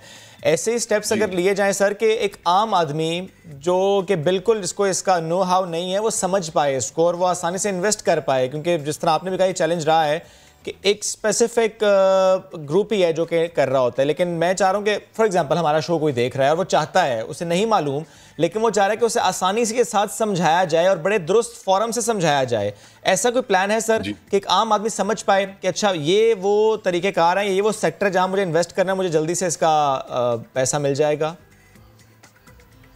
देखिए जी, दो पॉइंट आपने कहे जी जी। और दूसरा पॉइंट मैं पहले एड्रेस करूंगा जो पहले ही मैंने कहा था कि जल्दी से मुझे पैसा मिल जाना, इसी में लॉस होता है। ओके, अगर आपकी किस्मत है तो शायद जल्दी से मिल जाए, मगर इन्वेस्टमेंट हमेशा एक लॉन्ग टर्म व्यू के साथ होनी चाहिए। इसी पर्सपेक्टिव से आना चाहिए। जो पहला पॉइंट आपने कहा कि हमने यूनिवर्सिटीज़ में हमने एक्चुअली अब स्कूल्स के करिकुलम में भी उनकी बुक्स में चैप्टर डलवाए हैं इस साल, ताकि बच्चों को कैपिटल मार्केट्स के बारे में अर्ली एज से जो है उनके बारे में उनको इंफॉर्मेशन मिलनी शुरू हुए। इसके अलावा डिफरेंट ब्रोकरेज हाउसेस और PSX भी हम सेमिनार्स वगैरह करते हैं। हमारी वेबसाइट के ऊपर बहुत इंफॉर्मेशन है हाउ टू इन्वेस्ट। कुछ ब्रोकरेज हाउसेस हैं जिन्होंने इन्वेस्टमेंट्स के ऊपर पूरे प्रोग्राम्स बनाए हुए हैं अपनी वेबसाइट्स के ऊपर। तो ये सारे टूल्स अवेलेबल हैं, मगर हमें इस पे और बिल्कुल काम करना है और हम काम करेंगे इसके ऊपर।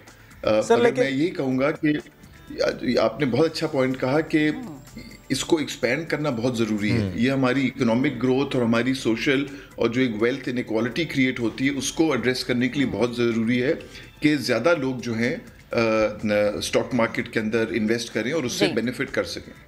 ठीक, बेहद शुक्रिया सर, आप हमारे साथ मौजूद थे। और एक आम आदमी जो है उसकी सोच यही होती है कि अगर वो 10 रुपए इन्वेस्ट कर रहा है तो वो 15 कैसे कमाएगा, और इसके लिए इक़दामात करने भी बेहद ज़रूरी हैं। आगे बढ़ते हैं। हुकूमत ने नई 5 साला ऑटो पॉलिसी की तैयारी शुरू कर दी है, जिसमें छोटी गाड़ियों की कीमतों में कमी, गाड़ियों के एक्सपोर्ट के लिए इक़दामात तजवीज़ किए जाएंगे। दरामदी गाड़ियों पर टैक्सेस और ड्यूटीज़ और CBU की दरामद पर टैक्सेस में कमी की तजवीज़ दी जाएगी। उम्मीद ये की जा रही है कि इस पॉलिसी से मुतवस्सित तबके के लिए गाड़ी खरीदना आसान और मुमकिन हो सकेगा। इस वक्त गाड़ियों पर 30 से 40 टैक्सेस और ड्यूटीज़ आयद हैं, जिसमें कमी का इम्कान भी है। मौजूदा 5 साल ऑटो पॉलिसी की मुद्दत रवां साल 30 जून को ख़त्म हो जाएगी। बिल्कुल, क्योंकि महक हमने ये देखा, हमने एक सेगमेंट भी किया था कि जो नई कंपनीज पाकिस्तान में आई उनका फोकस SUVs पर आया है, कंसिडरिंग द फैक्ट कि इस ब्रैकेट में पहले गाड़ियाँ मौजूद नहीं थी। लेकिन अब यानी इस पॉलिसी के बाद क्या होगा? क्या हुकूमत ये सोच रखती है कि एक आम शहरी या जो कहना चाहिए जो बहुत ज़्यादा महंगी गाड़ी अफोर्ड नहीं कर सकता, क्या वो ये गाड़ी ख़रीद पाएगा? क्या इस पर टैक्सेस कम किए जाएंगे, ड्यूटीज़ कम की जाएंगी स्पेयर पार्ट्स पर, या फॉर दैट मैटर्स पूरे यूनिट्स पर? तो हमारे साथ इस वक्त मौजूद हैं secretary auto industry development committee engineer Asim Ayaz साहब। सब बेहद शुक्रिया आपके वक्त का। सर, ऑटो पॉलिसी रिन्यू होने से मुताल्लिक आपने हमारे शो में आकर कहा था कि ये ज़ाहिर है होना ज़रूरी है और ये होगा। जिस तरह कल खबर आई कि ये अब रिन्यू हो रही है, सवाल मेरा ये सर, कितना काम हो गया?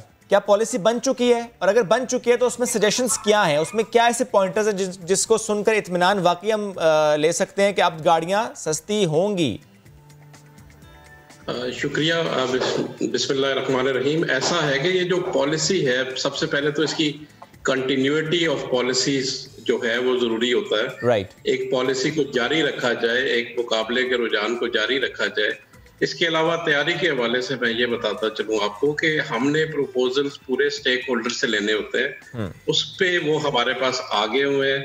इसके अलावा हम उसको एनालाइज करते हैं इंटरनेशनल ट्रेंड्स के साथ, और फिर स्टेक होल्डर्स कंसल्टेशन के बाद ये फाइनलाइज किए जाएंगे और पॉलिसी इंशाल्लाह जून के बाद, ये जून खत्म होते ही ये पॉलिसी। अच्छा, यानी जून आपने इसलिए कहा क्योंकि बजट आएगा, तो यानी ये जो मामलात हैं ये टैक्स से जुड़े हुए हैं कि अनाउंसमेंट तो उसकी फाइनेंस बिल में ही होती है, उसकी तैयारी उससे कबल हो जाएगी और उसके अप्रूवल जो स्टेक होल्डर्स को ऑन बोर्ड ले लिया जाएगा, लेकिन अनाउंसमेंट तो फाइनेंस बिल में ही इसकी पॉसिबल होगी। सही, यानी हम ये कह दें कि जब बजट आएगा तभी इसके बारे में मजीद पता चल सकेगा। सर ये बताएगा कि क्या नई ऑटो पॉलिसी में मेन फोकस सिर्फ छोटी गाड़ियां होंगी? इसमें फोकस जो है वो छोटी गाड़ियां भी होंगी और कॉस्ट इफेक्टिव गाड़ियां भी होंगी जिनकी कोई माइलेज बेहतर हो, कोई रनिंग कॉस्ट कम हो, हाइब्रिड्स हैं। बाकी टेक्नोलॉजीज को भी देखा जाएगा। ईवी के लिए, इलेक्ट्रिक व्हीकल के लिए तो ऑलरेडी गवर्नमेंट ने पॉलिसी अनाउंस की हुई है। सर ईवी पर जाएंगे, इलेक्ट्रिक व्हीकल्स पर जाएंगे, लेकिन सर जब आप कह रहे हैं कि छोटी गाड़ियों पर भी फोकस होगा और जिस तरह प्रपोजल्स आपके पास मौजूद हैं टैक्स ड्यूटीज को कम करना, सर क्या कोई फिगर शेयर कर सकते हैं कि हुकूमत या आप क्या सोच रखते हैं कि जो अभी गाड़ी 10-12 लाख रुपए में हमें मिलती है, छोटी गाड़ी उनके इससे कम में मिलती नहीं है, तो क्या होगा इस पॉलिसी के बाद, टैक्स छूट के बाद छोटी गाड़ी, अच्छे स्टैंडर्ड की गाड़ी कितने में मिल जाएगी? हुकूमत का पहले तो ये फोकस है कि जो मोटरसाइकिल और जो उससे ग्रेजुएट होके गाड़ी पे जाता है वो यंग कस्टमर है, उसके लिए गाड़ी को सस्ता किया जाए। आपका सवाल है कितना सस्ता किया जाए, इस पे कुछ फैक्टर्स होते हैं, उसमें से ड्यूटी का जो फैक्टर है, ड्यूटी एंड टैक्सेस का फैक्टर गवर्नमेंट के अपने कंट्रोल में है, उसको देखा जाएगा और 1 मिलियन से कम, कहीं भी 1 मिलियन से कम गाड़ी पे फोकस किया जा रहा है। गवर्नमेंट ये सोच रही है कि इस गैप को कम किया जाए और यहाँ पे वॉल्यूम बढ़ाया जाए इन छोटी गाड़ियों का, क्योंकि जो हमारे पढ़े लिखे नौजवान हैं वो मोटरसाइकिल के बाद पहली जब गाड़ी खरीदते हैं तो उसका जो गैप है इस वक्त बहुत ज्यादा है, वो कम होना चाहिए। सर लेकिन 30 से 40% टैक्सेस होते हैं, कितने कम कर दिए जाएंगे? क्या अगर मैं ये सोचूं 7 लाख रुपए में गाड़ी मिल जाएगी 2021-2022 में पाकिस्तानी कस्टमर को, इज इट पॉसिबल? 7 लाख तो शायद इंटरनेशनली अवेलेबल नहीं है। इंटरनेशनल मार्केट को भी अगर हम देख लें तो विद इन 1 मिलियन तो किया जा सकता है या हो सकती है, जिसके लिए टारगेट भी किया जा रहा है। वेरियस सिनेरियोस को उस पे देखा भी जाएगा। और जो मैं विल बता रहा हूँ, विल तो यही है कि एक सस्ती गाड़ी आए ताकि वॉल्यूम बढ़े और इसका एक मल्टीप्लायर इफेक्ट है, उसका भी असर आए, हर एक का काम बढ़े, पुर्जे बनाने वालों का, डीलर्स का, और इसी तरह से कस्टमर को भी गाड़ी सस्ती मिले। ठीक। अच्छा सर ये बताएं कि ऑटो पॉलिसी की तो हमने बात कर ली, इलेक्ट्रिक गाड़ियों की पॉलिसी के हवाले से अगर हम बात करें, क्योंकि हुकूमत का बहुत ज़्यादा फोकस है, बहुत ज़्यादा पॉजिटिव सोच भी है, बहुत ज़्यादा काम भी हो रहा है। फवाद चौधरी साहब ने भी कहा कि अभी इतनी गाड़ियां नहीं जितने हमने चार्जिंग पॉइंट पर काम कर लिए। तो ये बताएं कि पाकिस्तान में इस वक्त कितने चार्जिंग पॉइंट पर काम हो गया है, क्या इसमें कोई रुकावटें हैं, कितना लंबा प्रोसेस ये होगा या हो सकता है? जी, फवाद साहब एक इम्पॉर्टेंट मेंबर हैं, minister for science and technology हैं। पोर्टफोलियो के हिसाब से मिनिस्ट्री ऑफ साइंस का ही ये काम है कि वो टेक्नोलॉजी फोरसाइट दे, और उस पर इनका कहना दुरुस्त है। वो बड़े एक्टिव और बड़े फॉरवर्ड लुकिंग मिनिस्टर हैं। ऐसा है कि जो चार्जिंग स्टेशंस बनाने हैं उसमें सिर्फ कोऑर्डिनेशन का फर्क है और उसकी जो प्राइसिंग है वो आज तक कोई सामने नहीं आ सकी। हाउएवर इसमें कोऑर्डिनेशन में मिनिस्ट्री ऑफ एनर्जी और कम्युनिकेशन डिवीजन का भी हाथ है, और उसको कोऑर्डिनेट तो ये सारे मिलके एक कमेटी थी जिसमें सारे डिपार्टमेंट्स हैं, वो सारे मिलके इस पे काम किया जा रहा है। लेकिन सर 4 व्हील की इलेक्ट्रिक व्हीकल पॉलिसी, इसमें क्या कवाहत है सर? 4 व्हीलर की इलेक्ट्रिक पॉलिसी अनाउंस हो चुकी है और उस पे SROs, रेलेवेंट SROs आने हैं। उसकी approval at the last stage है, वो कैबिनेट ने अप्रूव कर दिए और उसमें खातिर खा बेनिफिट्स दिए गए हैं 4 व्हीलर की इंट्रोडक्शन के लिए। और आपने देखा होगा कि मार्केट में कुछ लोग तैयारी भी कर रहे हैं और गाड़ियां इंट्रोड्यूस भी कर रहे हैं। ठीक है, बेहद शुक्रिया। इंजीनियर आसिम अय्याज साहब हमारे साथ गुफ्तगू कर रहे थे। उम्मीद है कि 2021 में गाड़ियों की कीमतें इतनी कम हो जाएंगी कि मैं भी गाड़ी खरीद सकूंगी। आगे बढ़ते हैं। मुआवनी खुसूसी बराए सेहत फैसल सुल्तान ने अच्छी खबर सुना दी है। वो कह रहे हैं कि आवाम को कोरोना वैक्सीन मुफ्त फराहम की जाएगी। मजीद उन्होंने बताया कि ड्राप ने 2 वैक्सीन की मंजूरी दे दी है। 31 मार्च तक 10 लाख डोज फराहम करने के काबिल हम हो जाएंगे। गुफ्तगू सुनवाते हैं जी, उन्होंने किस तरीके से ये खुशखबरी दी है। 2 वैक्सीन्स एस्ट्राजेनेका की और साइनोफार्म की जो हैं वो ड्रैप ने, जो ड्रग रेगुलेटरी अथॉरिटी है पाकिस्तान की, उन्होंने इनको अप्रूव किया। हमें कभी उम्मीद है कि पहली तिमाही 2021 की, जिसमें अब हम हैं, इसमें इंशाल्लाह हम तकरीबन 1 मिलियन डोजेज जो हैं वो फराहम करने के काबिल होंगे। पहले मरहले में हम फ्रंट लाइन वर्कर्स को और फिर 65 से ऊपर के लोगों उम्र के लोगों को और 60 से ऊपर के लोगों को लगाएंगे और फिर आहिस्ता आहिस्ता नीचे जाएंगे। हुकूमत पाकिस्तान के ज़रिए ऑब्टेन की हुई वैक्सीन है, ये हमारे अवाम को बग़ैर किसी चार्ज के, बग़ैर किसी कीमत के ये फ्री लगाई जाएगी। अवाम को मुफ्त वैक्सीन लगाई जाएगी और इससे मुतालिक पाकिस्तान काम कर रहा है, मुख्तलिफ कंपनीज के साथ इस वक्त भी इंगेज है। कुछ कंपनी से बात हो चुकी है, कुछ की मंजूरी ड्राफ्ट दे चुका है, but at the same time बहुत से ममालिक में ऑलरेडी वैक्सीनेशन का मैसिव प्लान जो है वो रोल आउट हो चुका है।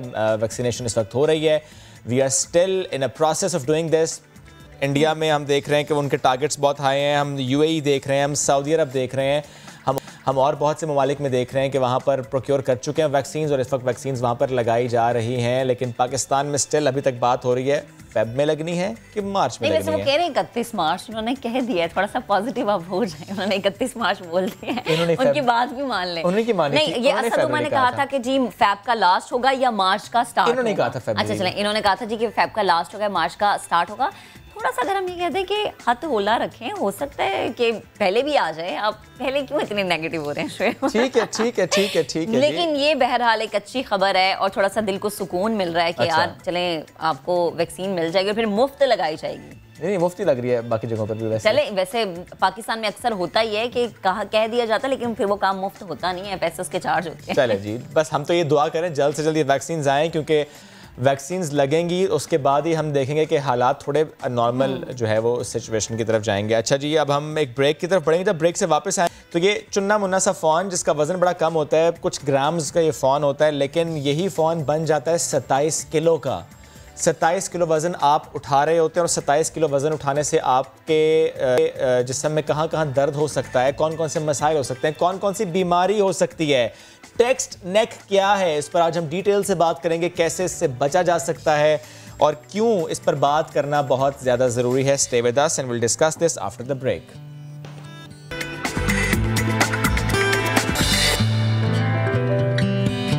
नया दिन में नए सिरे से खुश आमदीद। आप सब अपना मोबाइल फ़ोन निकालिए और मैं करता हूँ एक महक से सवाल कि मोबाइल फ़ोन इसका ज़्यादा से ज़्यादा वज़न कितना होता है? ज़्यादा से ज़्यादा आई थिंक आधा किलो, ज़्यादा से भी ज़्यादा। 500 ग्राम्स आपने कहा। अगर मैं कहूँ यही फ़ोन है लेकिन ये 27 किलो का है, क्या कह रहे हैं आप? और ये किस कंपनी का मोबाइल है जो इतना भारी है और कौन इसे इस्तेमाल करेगा? पहले ज़माने में आई थिंक होते थे कि इतने भारी भारी मोबाइल, अब तो स्लिम एंड स्मार्ट से फ़ोन का ज़माना है। जी, आपके पास है, ये मेरे पास है तो ये स्मार्टफोन है, तो ये हल्का फुल्का सा, लेकिन यही हल्का फुल्का सा फ़ोन इसके जो तरीका इस्तेमाल है इसको भारी बना देता है। 27 kgs तक ये फ़ोन बन जाता है, क्योंकि मोबाइल एक ऐसी डिवाइस है जो होती तो हाथ में है लेकिन इसका वज़न पड़ता है आपके शोल्डर्स पे, नेक पर, जिस तरीके से हम मोबाइल फ़ोन यूज़ करते हैं। हमारे रिपोर्टर मुदस्सिर नज़ीर ने डिटेल रिपोर्ट तैयार की कैसे ये छोटा सा फ़ोन या हल्का सा फ़ोन आपके लिए भारी हो जाता है और आपको बीमारी की तरफ ले जाता है। रिपोर्ट देखिए, फिर डिस्कस करेंगे। आपका मोबाइल फोन 5 किलो का है? नहीं, आपका मोबाइल फोन 22 किलो का है। नहीं, आपका मोबाइल फोन शायद 27 किलो का है। क्या मोबाइल फोन का वजन इतना होता है? जी हाँ, जब मोबाइल फोन का गलत इस्तेमाल हो तो इसका वजन इतना ही होता है।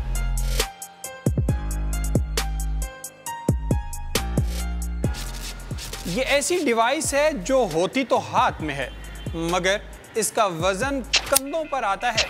जितना चाहें इसको सर पर सवार करें और अपनी सेहत का सत्यानाश करें।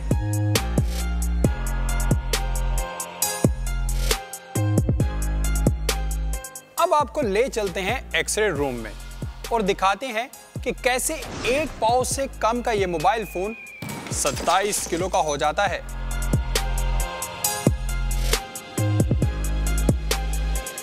अगर मेरी गर्दन की पोजीशन 0 डिग्री पर हो और मेरे मोबाइल फ़ोन का इस्तेमाल तवील हो तो मेरी गर्दन, पट्ठों और रीढ़ की हड्डी पर तकरीबन 5 किलो वज़न आएगा। और अगर मेरी गर्दन की पोजीशन तकरीबन 39 डिग्री पर हो और ये वज़न 22 किलो बन जाएगा। और अगर मेरी गर्दन की पोजीशन बढ़कर तकरीबन 60 डिग्री पर आ जाए तो ये वज़न 27 किलो हो जाएगा। माहिरीन के मुताबिक मोबाइल फोन आपकी रीढ़ की हड्डी को तबाह कर सकता है और दबाव के बायस सर दर्द से लेकर पेट के मसाइल को बुरी तरह से मुतासिर कर सकता है। जदीद दौर की इस बीमारी को टेक्स्ट नेक का नाम दिया गया है। फिजियोथेरेपिस्ट कहते हैं मोबाइल फोन के मुस्तकिल और गलत इस्तेमाल से बड़ों के साथ साथ बच्चों में पट्ठों की बीमारियों में तेजी से इजाफा देखने में आया है और सबसे ज्यादा खतरनाक बात यह है कि टेक्स्ट नेक से बच्चों की रीढ़ की हड्डी की शक्ल बदल सकती है। होते हैं टैबलेट्स के ऊपर या मोबाइल फ़ोन के ऊपर काम करने, बच्चे बहुत ज़्यादा इसमें मुब्तला हो गए हैं, बेइंतहा हर वक्त सर झुका के रखते हैं, तो उससे उनकी गर्दन में तकलीफ़ें बहुत ज़्यादा रिपोर्ट होनी शुरू हो गई हैं recently in the last few years. और वो बहुत ज़्यादा परेशान कुन भी हैं क्योंकि वो कुछ चीज़ें ऐसी हो जाती हैं कि जो रिवर्स हो नहीं पाती हैं, कुछ चीज़ें ऐसी होती हैं लाइफ लॉन्ग चल रही होती हैं मरीजों को। देखिए, बच्चों की हड्डियाँ ग्रो कर रही होती हैं। आपने शायद कभी देखा होगा कि कुछ लोग बहुत मुस्कुराते हैं तो उनकी झुर्रियाँ बुढ़ापे में ऐसी पड़ती हैं जैसे वो मुस्कुरा रहे हैं, और शायद आपने देखा होगा कुछ लोग बहुत गुस्सा करते हैं तो उनकी तेवरियाँ पड़ जाती हैं बुढ़ापे में।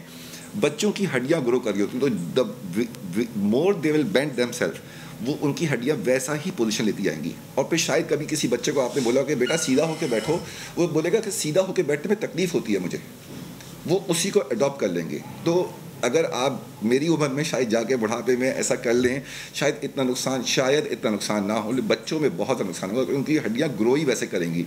देन अगर वो अपना पोस्चर सही भी करना चाहेंगे तो नहीं हो पाएगा।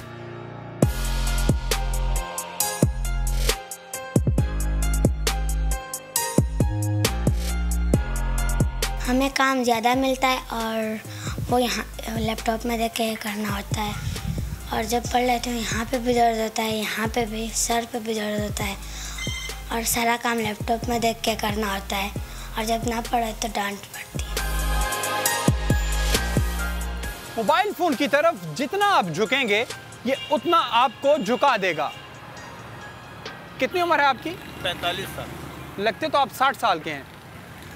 मोबाइल फ़ोन का ठीक इस्तेमाल करें, अपना भी ख्याल रखें और अपने बच्चों का भी ख्याल रखें। कैमरामैन इमरान शाहिद और फैसल आगाई के साथ मुदस्सिर नज़ीर, समा, कराची। रखना है अपना ख्याल, रखना है बुजुर्गों का ख्याल, रखना है बच्चों का ख्याल, रखना है हर उस शख्स का जो कि इन गैजेट्स का इस्तेमाल कर रहा है, मुसलसल कर रहा है और गलत तरीके से कर रहा है, क्योंकि इससे उसकी जिस्मानी सेहत तो मुतासर होगी, उसकी जो मेंटल कैपेसिटी है वो भी मुतासर होगी। इसी अहम मौजू पर आपको हमने रिपोर्ट दिखाई है, अब इस पर डिस्कस करेंगे कि मामला तो है, बल्कि मामला तो हो गया है ख़राब, अब इसको दुरुस्त कैसे करना है। जो बच सकते हैं उसकी बात भी करेंगे कि कैसे बचा जा सकता है, कि फ़ोन यूज़ करते करते क्या किया जाए, ऐसी कौन सी एक्सरसाइजेज जो बचा सकती हैं, कितनी देर बाद आप थोड़ा सा एक्सरसाइज कर लें या मूवमेंट दें तो उससे आप बच सकते हैं। डॉक्टर शबाना नाज, masters in neuromuscular, is with us today. Good morning. Doctor साहब कैसी हैं आप? मैं ठीक हूँ, बिल्कुल। डॉक्टर साहब, ज़ाहिर पोस्टर बड़ा अहम होता है, हम शो कर रहे हैं, हमारा एक पोस्टर है, आप बैठिए आपका एक पोस्टर है, हम ड्राइव कर रहे हैं, हमारा एक पोस्टर है, हम ऑफिस का कोई काम कर रहे हैं, हमारा एक पोस्टर है। जैसे ही वो पोस्टर डिस्टर्ब हुआ, हमारी पूरा जिस्म जो है उस पर कोई ना कोई असर उसका पड़ता है, जो कि आइंदा आने वाले दिनों के लिए ख़तरनाक हो जाता है, लॉन्ग टर्म असरात होते हैं। When it comes to mobile phone, ज़ाहिर है हम सोते में भी यूज़ कर रहे हैं, हम उठते साथ यूज़ करें, तकिए से निकाला फ़ोन यूज़ करना शुरू कर दिया, हम ड्राइविंग करते करते भी गलत करते हैं बट कर लेते हैं फ़ोन यूज़, हम घंटा ऐसे बैठ के तो ईमेल्स पढ़ रहे हैं तो टेक्स्ट कर रहे हैं। ये वाकई इतना ख़तरनाक हो गया है, या अगर आधा घंटा यूज़ किया तो कोई मसला नहीं है? जी, बिस्मिल्लाहिर्रहमानिर्रहीम। देखिए, जितनी भी जो नई टेक्नोलॉजीज़ आई हैं, जैसे फ़ोन है, लैपटॉप है, ये वो चीज़ें हैं कि हम इनका इस्तेमाल तक भी नहीं कर सकते क्योंकि ये हमारी रिक्वायरमेंट है, नहीं तो हम दुनिया में बहुत पीछे रह जाएंगे। कुछ चीज़ें ऐसी हैं कि जिन्हें आप इस्तेमाल करें लेकिन एहतियात के साथ इस्तेमाल करें। और ये जो प्रॉब्लम सारे जैसे अभी डिस्कस कर रहे हैं, ये होते हैं एक्सेसिव यूज़ या मिस यूज़ की वजह से। अगर आप इसको प्रॉपर पोजीशन में यूज़ करते हैं, इसका प्रॉपर ड्यूरेशन रख के यूज़ करते हैं, तो इसके नुकसानात इतने नहीं हैं जितने हमने बना लिए हैं इसके लिए ना। तो असल में होता ये कि मोबाइल फ़ोन यूज़ करने की वजह से दो तरह के प्रॉब्लम्स होते हैं, एक फ़िज़िकल और एक मेंटल। खाली फ़िज़िकल प्रॉब्लम्स ही नहीं होते लेकिन उसके साथ साथ मेंटल डिसऑर्डर्स भी, बहुत से मेंटल प्रॉब्लम्स, क्योंकि नई रिसर्चेस आई हैं उनके हिसाब से मेंटली जो है इसमें ख़ास किस्म की सिंड्रोम, जैसे अभी बताए थे टेक्स्ट नेक तो फ़िज़िकल सिम्टम है, लेकिन उसके अलावा जो है वह है फॉन्टम पॉकेट वाइब्रेशन सिंड्रोम होती है। उसमें ये होता है, ये होती है कि जैसे आपको अक्सर ऐसा फील होता होगा कि मेरा फ़ोन बज रहा है, लेकिन ऐसा होता है कि फ़ोन नहीं होता। मतलब एब्सोल्युटली राइट। आपको लगता है कि मुझे एक कॉल आ रही है, मुझे मैसेज आपने निकाल के देखा और नहीं आई, एक आदत होती है फ़ोन बार बार निकाल कर चेक करना। जी। और सेकंड ये होती है नो फ़ोन फोबिया। नो वो फ़ोन फोबिया कहते हैं इसको। वैसे इसका मकसद ये होता है कि आप जैसे सोशल मीडिया से रिलेटेड हैं या फिर बच्चे क्लास से हैं या किसी ग्रुप में शामिल हैं, तो बच्चे क्या करते हैं, या आप लोग भी बार बार देखते हैं कि आपको ये होता है कि मेरा कोई टेक्स्ट नहीं आया, किसी ने मुझे इंपॉर्टेंस नहीं दी। यानी ऐसा होता है ना कि इंसान की एक्सपेक्टेशंस होती हैं, या यूँ कह सकते हैं कि समटाइम वो ग्रुप्स में ऐसी डिस्कशंस होती हैं जो कि आप एक्सपेक्ट करते हैं कि अच्छा ये बात होगी और I have to respond to that, तो आप चेक करते हैं उस ग्रुप को।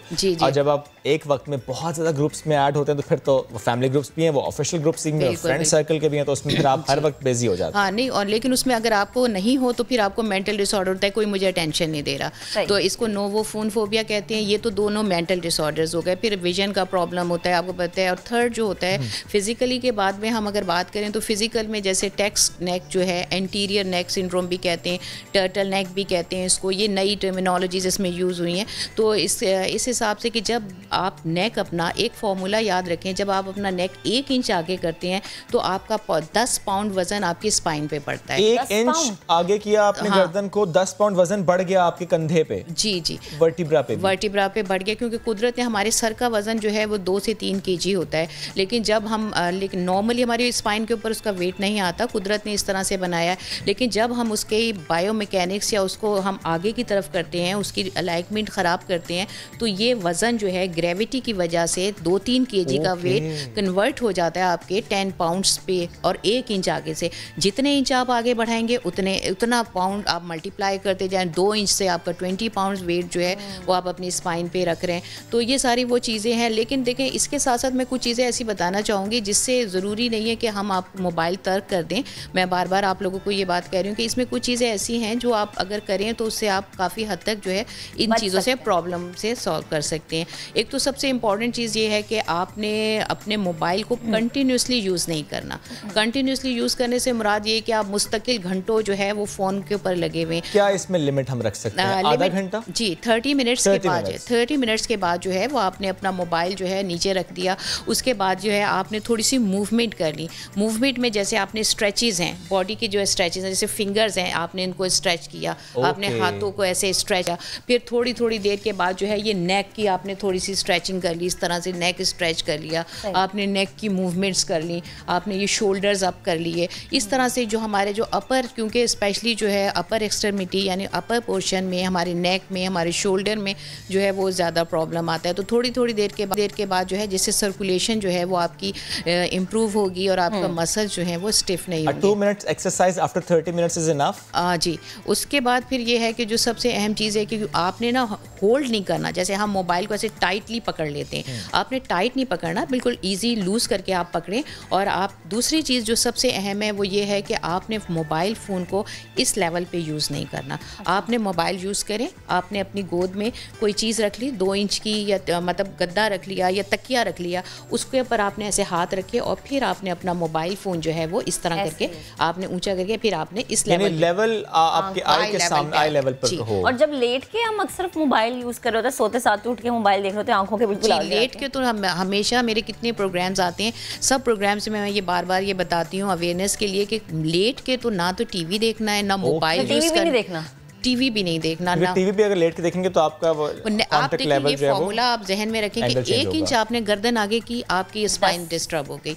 और दूसरी चीज़ ये होती है कि आपने जो है वो इतनी ज़्यादा, कभी भी जैसे हम ऐसा करते हैं कि काम कर रहे हैं और हमने मोबाइल आपने यूँ लगा लिया, जब आपने मोबाइल यूँ लगाया तो आपके एक साइड के मसल्स जो हैं वो ज़्यादा यूज़ हो रहे हैं, एक साइड की जो आपकी डिस्क है, आपके जॉइंट्स हैं वो घिस जाते हैं और एक साइड के जॉइंट जो हैं वो अनइफेक्टेड रहते हैं, एक साइड यानी डिसबैलेंस हो जाता है आपके जॉइंट्स में। अक्सर खवातीन जो खाना पकाते पकाते अम्मी से बात करती हैं लंबी उनका ये मसला ज़्यादा हो जाता है। बिल्कुल बिल्कुल, ये आपने नहीं करना। सबसे अहम चीज़ जो है, वर्किंग के दौरान आपने कभी भी मोबाइल यूज़ नहीं करना। और अगर आपने लंबी बात करनी है तो आप हेडफोन का इस्तेमाल करें। अक्सर मैं ये पूछ लगी थी कि अक्सर होता है घंटों घंटों बातें हो रही होती हैं, तो जो घंटों बात करने वाले लोग हैं जो पैकेज का बड़ा इस्तेमाल करते हैं, सारी रात मोबाइल ऐसे रखा है, एग्जैक्टली उन्हीं को, तो ये ज़्यादा नुकसानदेह है। जी, पेशेंट तो पहले भी हमारे पास आते थे नेक पेन के, लेकिन वो रिलेटेड होते थे, आपने बहुत बहुत हैवी वर्क कर लिया या फिर एज रिलेटेड। लेकिन अब क्योंकि छोटे बच्चों में भी ये सारे प्रॉब्लम्स शुरू हो रहे हैं, उसकी रीज़न यही है कि हमारे मसल्स का एबनॉर्मल यूज़, उसकी वजह से क्या है मैकेनिकल पेन हो रहा है, हमारे पट्टे जो हैं ये कमज़ोर हो जाते हैं,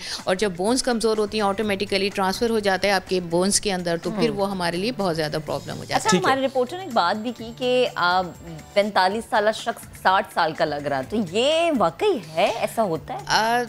मतलब एज का तो खैर नहीं, वो अगर आप इस पॉइंट ऑफ व्यू से कहें कि वो हर वक्त ऐसे आगे, तो फेशियल एक्सप्रेशन आप देखें, एक्साइटमेंट कितनी हो रही होती है कि जब आप टेक्स्ट कर रहे हैं वाइब्रेशन हो रही है, एक्साइटमेंट। अदरवाइज़ ये कि फेशियल एक्सप्रेशन की वजह से हो सकता है उनको लग रहा हो, अदरवाइज़ तो मेरा ख्याल मोबाइल से एज तो नहीं बड़ी लगेगी, लेकिन मस्कुलर प्रॉब्लम्स हो सकते हैं। वो जल्दी बूढ़ा कर देंगे ना फिर आपको, ये हो सकता है। हाँ, ये कि आपकी डिसेबिलिटी होगी वो होगा, लेकिन ये है कि ऐसे बच्चे तो नहीं बूढ़े हो सकते ना। हाँ, बच्चे लेकिन थकावट का फैक्टर उनमें जल्दी आ जाएगा कि थकना जी, मसल वीक होंगे तो वो है। लेकिन बस यही है कि देखिए, आप किसी भी चीज़ का, किसी भी टेक्नोलॉजी का जब इस्तेमाल करते हैं, किसी भी चीज़ का आपने बैलेंस में रखना है। कोई भी चीज़ जो है और अगर होना चाहिए, एतदाल होना चाहिए, और अगर नहीं होगा तो आप फिर पीछे रह जाएंगे ना। आजकल जो एजुकेशन है वो भी लैपटॉप पे है, टेलीफोन पे है, जो ज़रूरी भी है, लेकिन ज़ाहिर उसका इस्तेमाल दुरुस्त तरीके से करना भी जरूरी। डॉक्टर साहब ये फरमाइएगा, अब ये मसला ज़्यादा बच्चों में रिपोर्ट हो रहा है क्योंकि ये जनरली देखा गया है कि बच्चे वो अम्मा अब्बा का नाम अभी सही ले ना लें, फ़ोन में सारे कार्टून कैरेक्टर्स उनको मालूम है। अम्मा अब्बा भी सारा वक्त के लिए उन्हें दे देते हैं कि गाड़ी में बैठे, चलो ले लो, खाना खा रहे हो देख लो। बच्चा खाना नहीं खाता जी फ़ोन देखे बगैर, तो वो फिर फ़ोन देना पड़ता है। तो वो जो बच्चा देख रहा है इस फ़ोन को,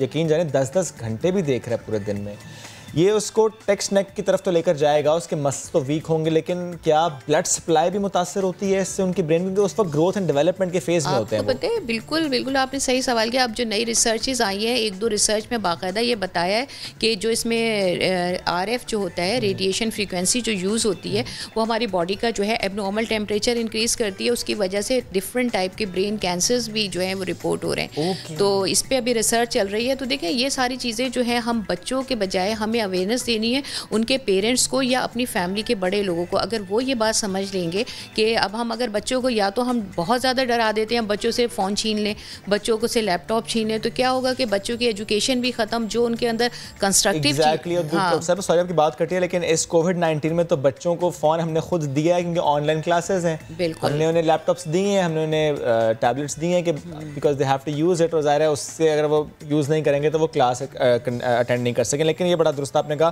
तरीका इस्तेमाल बहुत इंपॉर्टेंट है। फॉर एग्जांपल वो टैबलेट यूज़ कर रहे हैं, वो मोबाइल फ़ोन यूज़ कर रहे हैं, वो लैपटॉप यूज़ कर रहे हैं, तो बच्चे स्पेशली जो कि स्कूल में पढ़ रहे हैं और वो ऑनलाइन क्लासेस ले रहे हैं, तो ऐसे अपने सामने रखें। चाहे किसी तकिए के ऊपर रख लें, या आप तो चीज़ फिक्स कर ले, तो आगे वो चीज़ें स्टिक्स आ गई हुई हैं, आप उस पर फिक्स कर सकते हैं, फिर आप पढ़ सकते हैं। और एक और मैं मैसेज देना चाहूँगी, देखें, जो भी पेरेंट्स हैं, ज़रूरी नहीं है कि आप इस पर जो है वो डर के ये सारे काम करें। आप बिल्कुल खुश रह के, बिल्कुल रिलैक्स होके, कि कोई भी चीज़ ऐसी ख़तरनाक नहीं है कि आप जो है वो डिप्रेशन में चले जाएँ। इसकी वजह से आप करें, आप अवेयरनेस लें, आप सीखें, और दूसरी आप प्रॉपर अपनी एक्सरसाइज, अपनी वॉक जो है वो जारी रखें। एक्सरसाइज से जो है आपके मसल्स भी स्ट्रॉन्ग होंगे, आपकी बॉडी भी, जो आपका इम्यून सिस्टम भी स्ट्रॉन्ग होगा। तो ये सारी चीज़ें बहुत इंपॉर्टेंट है हमारी बॉडी के लिए। आजकल एक्सरसाइज का रुझान बहुत कम हो गया है, ज़्यादा लोग इस पर तवज्जो भी नहीं देते, ना स्कूल्स में उस तरह से होता है। पहले तो होता था कि स्कूल में भी बाकायदा क्लास होती थी, लेकिन अब मेरे देखने में नहीं आता। इसकी वजह से क्या नुकसान हो सकता है आने वाली जनरेशन के लिए, या जो नौजवान नस्ल है हमारी? बिल्कुल, देखें, नुकसानात ये सामने, यही तो नुकसानात आ रहे हैं ना, कि अब आपके बॉडी इतनी कमज़ोर हो रही है कि आप थोड़ी सी देर जो है वो, आप जो 2-3 के कितने का वेट होता है, जितना भी मोबाइल का, वो वेट आप हाथ में होल्ड करते हैं, तो आपके मसल्स उसको टॉलरेट नहीं कर पाते, आपके मसल्स इतने वीक हैं। अक्सर मोबाइल की वजह से आपके हाथों की इंजरीज, लिगामेंट इंजरीज इतनी हो रही हैं, पेशेंट्स को इतना सारे प्रॉब्लम्स हो रहे हैं। तो अब हमारे यहाँ जो बच्चे हैं उनको फ़िज़िकल एक्टिविटी नहीं है, क्योंकि सारा दिन लैपटॉप पे बैठते हैं, गेम पे।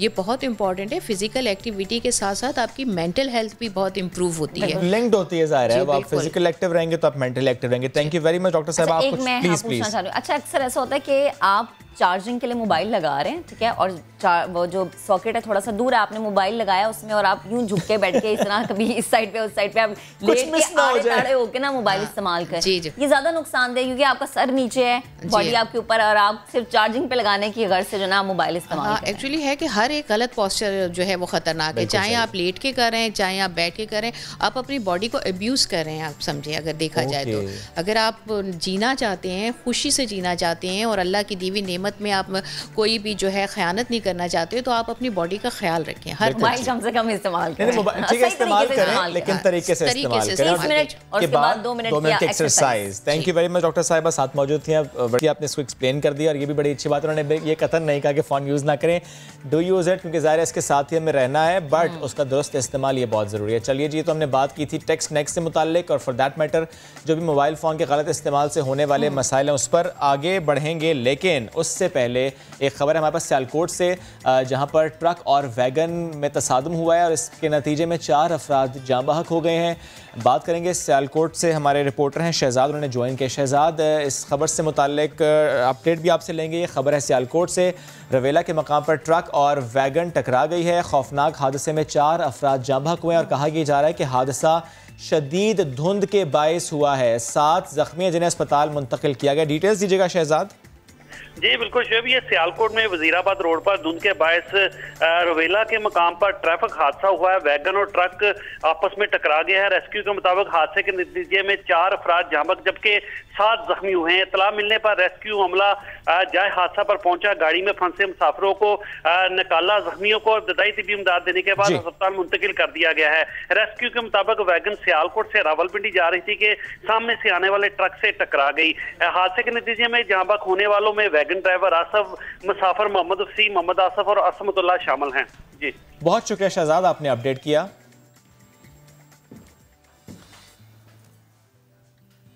एक छोटी सी ब्रेक लेते हैं, वापस आते हैं, साथ रहिए।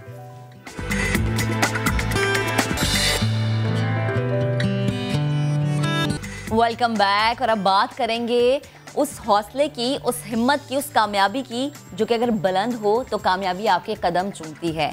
कामयाबी इंसान के रास्तों की रुकावट को हटा देती है। जो रुकावटें आपके रास्ते में आती हैं, आपकी मेहनत, आपकी हिम्मत उन रुकावटों को तोड़ती हुई आगे चली जाती है। आज हम एक ऐसी तालिबा की बात करें जो पैरों से और हाथों से माजूर हैं, लेकिन इनकी हिम्मत शेब काबिले दीद है। वो गर्दन से लिख लेती हैं। आप ये सुन रहे हैं, मैं ये सोच रहा हूँ और मैं हैरान हूँ कैसे पॉसिबल है ये। इतनी हिम्मत आई लेकिन उसके बाद गर्दन से लिखा है इन्होंने, तालीम हासिल की। रहीम यार खान से इमरान आसिफ ने रिपोर्ट तैयार की, आपको रिपोर्ट दिखाते हैं, फिर इनसे आपकी मुलाकात भी कराएंगे। रहीम यार खान की किरण ने ये साबित किया कि माजूरी मजबूरी नहीं होती। हाथों और पांव से माजूर बाहिम्मत तालिबा ने गर्दन की मदद से कलम चलाने की आला तरीन मिसाल कायम कर दी। बहुत मुश्किलात आई हैं मेरे लिए, लेकिन मैंने किसी भी जगह पे हिम्मत नहीं हारी। फिर मेरा मैट्रिक हुआ और मैट्रिक में भी मेरी फर्स्ट डिवीज़न थी। मैंने BS इंग्लिश में ख्वाजा फरीद कॉलेज में एडमिशन लिया है। असातिज़ा भी होनहार तालिबा की तारीफ करते नहीं थकते। ये इतने अच्छे पेपर कर सकती है, इतनी अच्छी राइटिंग है और इतने मार्क्स लेती है, तो हमें ना ऐसे लोगों के लिए रास्ते बनाने चाहिए। किरण ने माजूरी के बावजूद इल्म की शमा रोशन करके माशरे के लिए मिसाल कायम की है, क्योंकि मेहनत और जद्दोजहद कभी रायगा नहीं जाती। बिल्कुल, मेहनत और जद्दोजहद जो है कभी रायगा नहीं जाती। अगर आप ये सोच लेते हैं कि आपने मेहनत की है, आपके अंदर हिम्मत है, आपका हौसला बुलंद है, तो यकीन करें कि कोई भी रुकावट कामयाबी की जानिब आपके बढ़ते हुए कदमों को नहीं रोक सकती। बाहिम्मत किरण इश्तियाक आज हमारे साथ मौजूद हैं, हम उनसे बात करते हैं। इतनी हिम्मत, इतना हौसला उन्हें कहाँ से मिला, ये जानने की कोशिश करेंगे, क्योंकि ये जानने की ज़रूरत है जिससे बहुत सारे लोगों को सबक मिलेगा। किरण, गुड मॉर्निंग, अस्सलाम वालेकुम। मुझे ये बताएं कि किसने आपको इस अंदाज से लिखना सिखाया, किसने इतनी हिम्मत दी आपको? जी बिस्मिल्लाहिर्रहमानिर्रहीम, अस्सलाम वालेकुम। जहाँ तक लिखने की बात है तो ये बचपन से ही जो है मैंने ख़ुद ही कलम पकड़ना शुरू किया।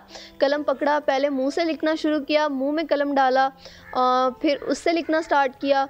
फिर जैसे ही मतलब मैं मुंह से लिखते लिखते थक जाती हूँ तो फिर मैं गर्दन से कलम पकड़ लेती हूँ और साथ में अपने बाजू का सहारा देती हूँ, और इस तरह से मैंने लिखना स्टार्ट किया। क्योंकि आपका शौक़ था, आपको कलम थामने का शौक़ था।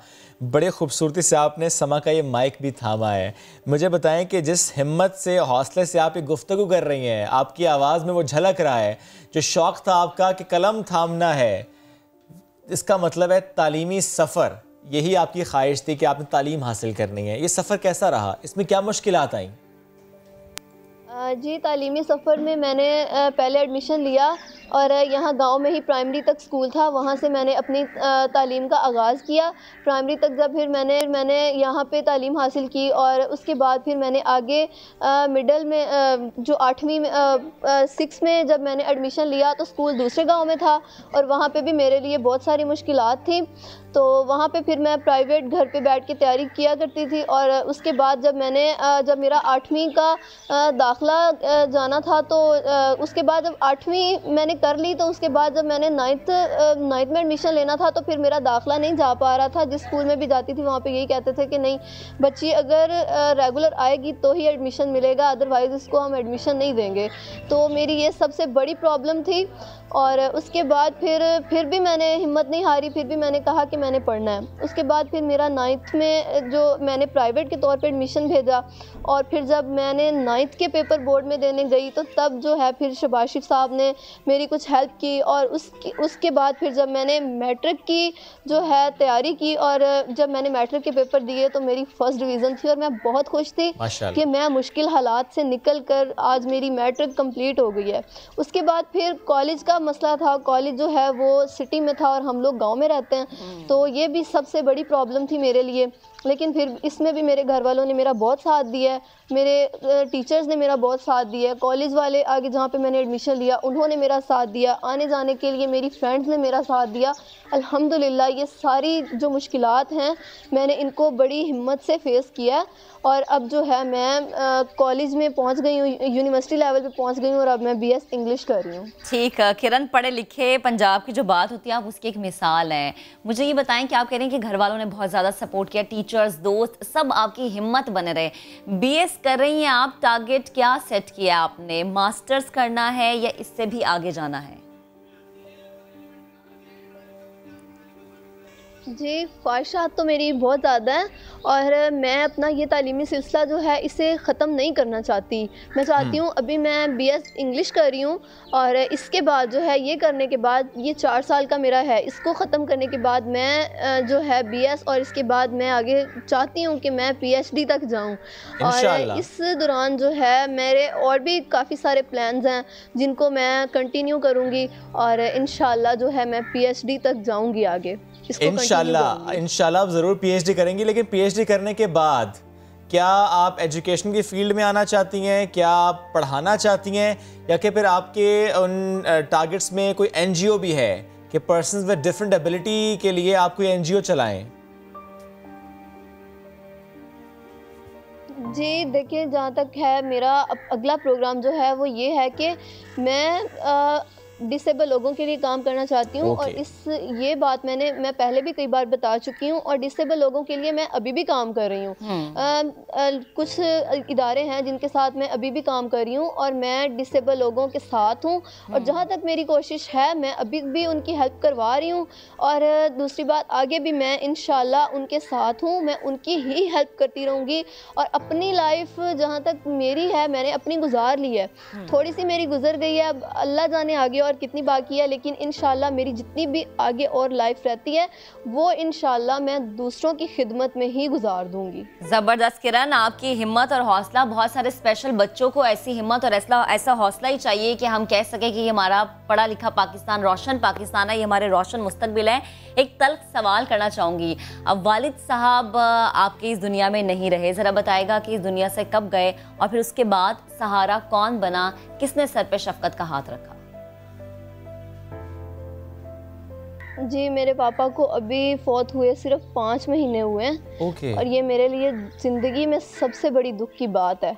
वो बीमार थे लेकिन वो लेटे हुए थे, नज़र आते थे मुझे, लेकिन अब वो नहीं है तो मुझे उनकी कमी बहुत ज़्यादा महसूस होती है।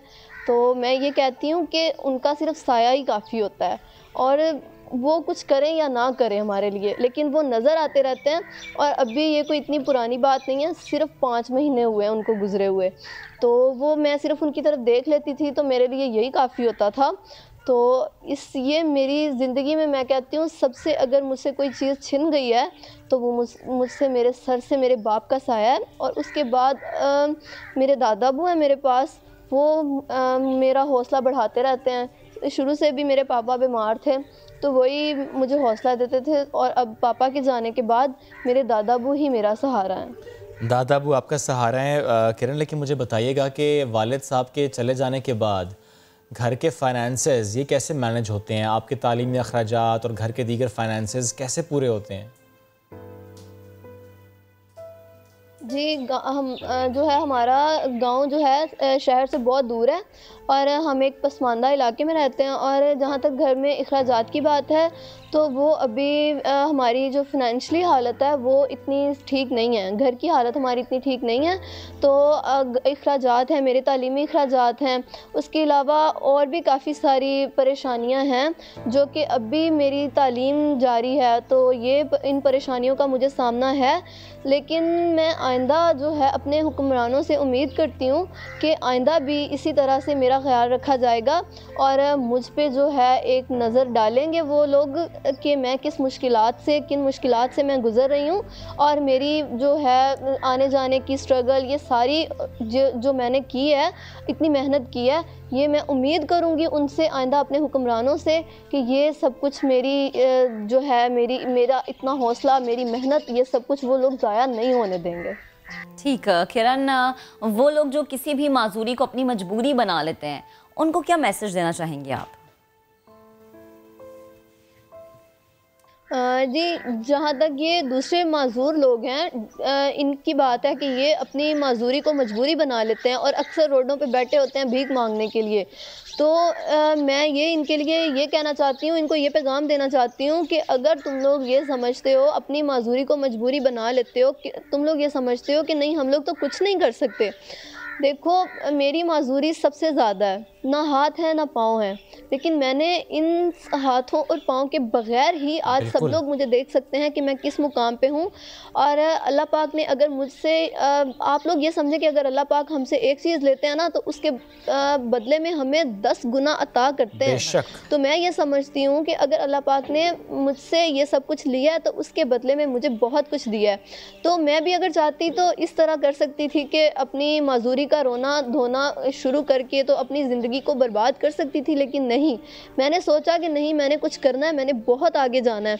और इसी से ही अपना हौसला बनाएं, अपनी उम्मीद को मत छोड़ें और हमेशा अपने जहन में यही एक बात जो है इस बात को डालें कि नहीं जी, सिर्फ एक ठान लें आप कि हम ये कर सकते हैं, तो उस चीज़ को करने से हमें दुनिया की कोई ताकत नहीं रोक सकती।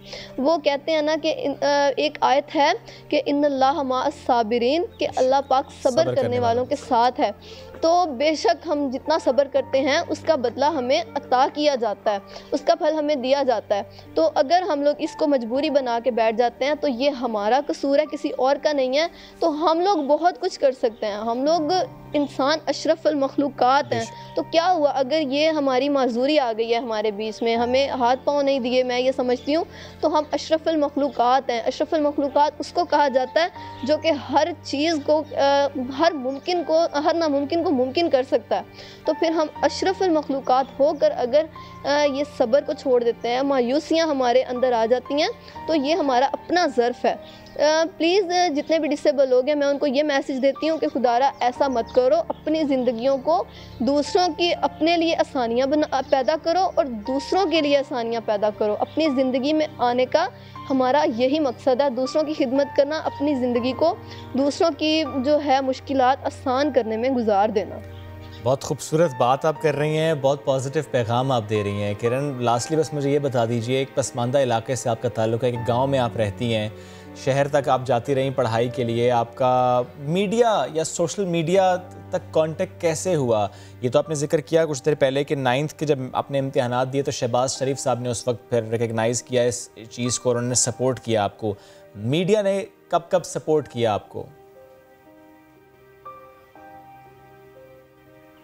जी मैं अपने जितने भी सुनने और देखने वाले नाजरीन हैं और चाहने वाले जितने भी हैं उन सबको मैं बताना चाहती हूँ कि जो है बहुत पुरानी बात है कि जब मैं बहुत मुश्किलात का शिकार थी, बहुत सारी मजबूरियाँ थी मेरे सामने, तब समा टीवी वाले मुझ तक पहुँचे, जो कि मैं बहुत पसमानदा इलाके में हूँ, ये यहाँ तक मुझ तक पहुँचे और इन्हीं की बदौलत जो है उस वक़्त के जो है वज़ीर आला मियाँ शहबाज शरीफ साहब जो मुझ तक पहुँचे इन्हीं की बदौलत, और उन्होंने मेरी मदद की, मुझे आने जाने के लिए बाइक दी और मुझे चेक दिया। उन्होंने उस टाइम मेरी मदद की और उस वक़्त से लेके आज तक जो है समा टीवी मेरे साथ है। और उसकी एक बिल्कुल सामने मिसाल ये समा का जो माइक है मेरे पास, और मैं इस पर समा टीवी की बहुत शुक्रगुज़ार हूँ। मेरे दिल से इनके लिए दुआएं निकलती हैं जब मेरे लिए असर पैदा होती हैं तो, और मैं हमेशा इनकी शुक्रगुज़ार रहूँगी और मेरे दिल से इनकी दुआएं, इनके लिए दुआएं हमेशा निकलती रहेंगी। और हमारी दुआएं आपके साथ हैं और पूरे कौम की दुआएं आपके साथ हैं। जिस हौसले से आपने बात की, जिस हिम्मत से आपने मुकाबला किया, अल्लाह आपको बहुत कामयाबी दे। बेहद शुक्रिया किरण, साथ मौजूद थे। अब हमसे गुफ्तगू करने एक छोटी सी ब्रेक लेंगे। जब वापस आएंगे तो आपके सामने एक मामला रखेंगे। हमने तुम्हें अंग्रेज़ी की तालीम दिलाई, तुम्हें क्लासेस दिलवाई, अब ज़रा अंग्रेज़ी बोल कर दिखाओ। नहीं बोल सकते, तज़लील करेंगे, वो वीडियो अपलोड करेंगे। मामला कहाँ से रिपोर्ट हुआ, ये बुलिंग का जो मामला है, इस पर डिस्कस करेंगे ब्रेक के बाद।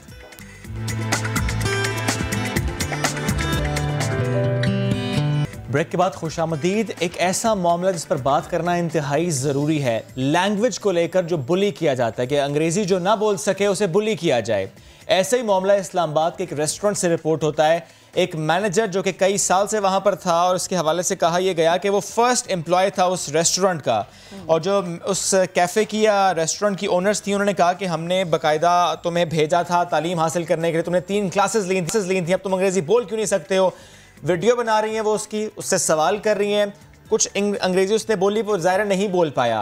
वो वीडियो बनाना, उसका मजाक उड़ाना, फिर वीडियो को अपलोड करना, ठीक ठाक इस पर रद्द-ए-अमल आया। लोग जो है वो बुरा भला कह रहे हैं कि इस तरीके से किसी की तज़लील करने का इख्तियार किसी ने आपको दिया नहीं। ये वीडियो आपको दिखाते हैं। Hi. Good. Dear, would you like to ask him a few questions? How long have you been working for us? I think last 9 years. 9 years. Yeah. How bad is that? यानी एक video बनाई गई जिसमें कहा जा रहा है हमने तुम्हें नौकरी दी, हमने तुम्हें अंग्रेजी की तालीम दिलवाई, अब अंग्रेजी बोलकर दिखाओ, कोई एक सेंटेंस बोलकर दिखाओ, ये कहा गया। उन्होंने कहा तनख्वाह भी तुम्हें अच्छी देते हैं, तुम पहले एम्प्लॉय हो, हमारे मैनेजर हो। ये मामला हुआ इस्लामाबाद में। रेस्टोरेंट ओनर्स जो खवातीन थी, उन्होंने इस मैनेजर का मजाक उड़ाया। बिल्कुल, और कमज़ोर अंग्रेज़ी बोलने पर होटल मैनेजर की जिस तरह से बेइज्जती करने की कोशिश की है, उस पर शदीद रद्द अमल आ रहा है। मतलब आप किसी की इंसल्ट कैसे कर सकते हैं? अगर आपने किसी को नौकरी पर रखा है, डजंट मीन कि वो आपका गुलाम है। या अगर उसको अंग्रेज़ी नहीं बोलनी आती तो आप ये सोचें कि आपकी पहली तरजीह आपकी अपनी ज़ुबान यानी उर्दू होनी चाहिए, क्योंकि बहुत सारे तरक्की याफ्ता, हम यहाँ पे इस्तेमाल करें तरक्की याफ्ता, नॉट तरक्की पजीर। तरक्की याफ्ता ममालिक ऐसे हैं जहाँ पर अंग्रेज़ी को सेकंड और अपनी कौमी ज़ुबान को फर्स्ट पर रखा जाता है। तुर्की को ले लें आप चाइना को ले लें, फिनलैंड को ले लें आप, ये वो ममालिक हैं जो कि तरक्की याफ्ता ममालिक हैं। अच्छा चलें, फॉर एग्जांपल ये ख़वातीन का अगर ये मौक़िफ़ है कि हमारा रेस्टोरेंट ऐसी जगह पर था, ये हमारे रेस्टोरेंट में वो लोग आते हैं जो कि सिर्फ अंग्रेज़ी बोलना जानते हैं, तो फिर मेरा सवाल इन ख़वातीन से, आपने इनको हायर क्यों किया? आप एक ऐसे शख्स को हायर करते जो अंग्रेज़ी बोलना जानता था, लेकिन अगर किसी को अंग्रेज़ी बोलनी नहीं आती, आपने उसको कहा क्लासेस लो, उसने ली, वो नहीं सीख पाया, वो नहीं बोल पा रहा। बहुत से लोग नहीं कर पाते, मजाक उड़ाने का इख्तियार नहीं, हक नहीं आपको। अंग्रेज़ी ज़बान है, वो भी एक ज़बान है, किसी को आती है बोलनी, बहुत अच्छी बात है। आप हायर करना चाहते हैं ऐसे शख्स को ज़रूर कीजिए, लेकिन कोई ऐसा मैनेजर जो कि आपने हायर किया, खुद हायर किया, वो तो आपने हायर किया था, आपको मालूम था, तो आपको तज़लील का इख्तियार किसने दिया? फिर आप उसको अगर कह रहे हैं कि ठीक है तुमने क्लासेस ली, तो आप उसकी वीडियो बना के खुद अपलोड कर रहे हैं, लाइक आप उसकी कितनी इंसल्ट कर रहे हैं। और सिर्फ इस वाली वीडियो के बाद इन भाई साहब को बहुत सारे लोगों ने जॉब की ऑफ़र की और कहा कि आप यहाँ से नौकरी छोड़ें, आप हमारे पास आके नौकरी करें। अंग्रेज़ी बोले ना कोई बहुत बड़े तीर मारने के बराबर नहीं है, आपका अखलाक बहुत मैटर करता है। जब भी हम इस तरह की चीज़ें देखते हैं, इस तरह की चीज़ें वायरल होती हैं, तो आपको इस चीज़ का ख्याल रखना चाहिए कि जितनी इज्जत, जितनी सेल्फ रिस्पेक्ट आपकी है, उतनी ही आपके मातहत काम करने वालों की भी है। बिल्कुल ठीक है। अच्छा एक बात यहाँ पे हम ज़रूर ऐड करते हैं, जो वीडियो इस वक्त हम आपको दिखा रहे हैं, हमने उसमें उन ख़वातीन के चेहरे ब्लर किए, हमने उनके नाम आपको नहीं बताए, हमने उस शख्स का, उस मैनेजर का भी नाम नहीं बताया, उसका जो चेहरा उसे ब्लर किया। That's how we can respect, that's how we can save and protect their identity। ये बहुत ज़रूरी है, क्योंकि जिस तरीके से ये वीडियोस सोशल मीडिया पर अपलोड हो रही हैं, तो लोग मजाक भी उड़ाते हैं और इन ख़वातीन के हक़ में भी कुछ लोग बात कर जाते हैं। ज़ाहिर है उसके हक में बहुत ज़्यादा लोगों ने बात की उस मैनेजर के, but at the same time हमें बात बार बार करते हैं कि आपको हक नहीं है, आपको इख्तियार नहीं है, आप किसी की तजलील नहीं कर सकते और इस तरीके से अपने ही एम्प्लॉय की, यानी उस रेस्टोरेंट से कमा कर आप खाते हैं, उसी रेस्टोरेंट से कमा कर आप खाते हैं, वहीं का एम्प्लॉय जिसको आपको फैमिली मेंबर समझना चाहिए, जिसकी रिस्पेक्ट करनी चाहिए, उसके साथ आपने नहीं करना चाहिए। अभी हम अपने नाज़रीन को एक अहम खबर दें कि डिसइंफोलैब के बाद मुखालिफ एक और फ्रॉड भारतीय फोरम बेनकाब हो गया है। ब्रसेल्स में कायम नाम नेहाद जाली think tank south Asia democratic forum Pakistan के खिलाफ प्रोपेगेंडा में भारत का आला कार बना हुआ था और ये राज अफशा होने पर नाम नेहाद जाली थिंक टैंक के तमाम बोर्ड्स मेंबर जो हैं वो मुस्ताफ़ी हो गए हैं। तो आपको बता रहे हैं कि जाली थिंक टैंक का ताल्लुक मोदी से मुंसलिक एक ग्रुप से था और जनाब डिसइंफोलैब रिपोर्ट के बाद तमाम किरदार दुम दबाकर भाग गए और शेबी कोई पहली दफ़ा ऐसा नहीं हुआ है, बारहा भारत को हर्जा सराई जगहसाई का सामना रहता है इसी तरह के मामलात पर। ये जाली थिंक टैंक के तमाम बोर्ड मेंबर्स जो हैं वो मुस्ताफ़ी हो गए हैं। जाली थिंक टैंक का ताल्लुक मोदी से मुंसलिक श्रीवास्तव ग्रुप से है। इससे मुतालिक हम आपको ये खबर दे रहे थे। अब हो गया वक्त ख़त्म, आपसे मुलाकात करेंगे कल। अपना बहुत सा ख्याल रखिए, बाहर जाइए तो मास्क का इस्तेमाल लाजमी कीजिए और जो कराची में रहने वाले हैं आज अगर बाहर ना जाएं तो बेहतर है, क्योंकि आज कराची में बहुत ज़्यादा मसला ट्रैफिक को लेकर हो सकता है। रखिए ख्याल, अल्लाह हाफ़िज़।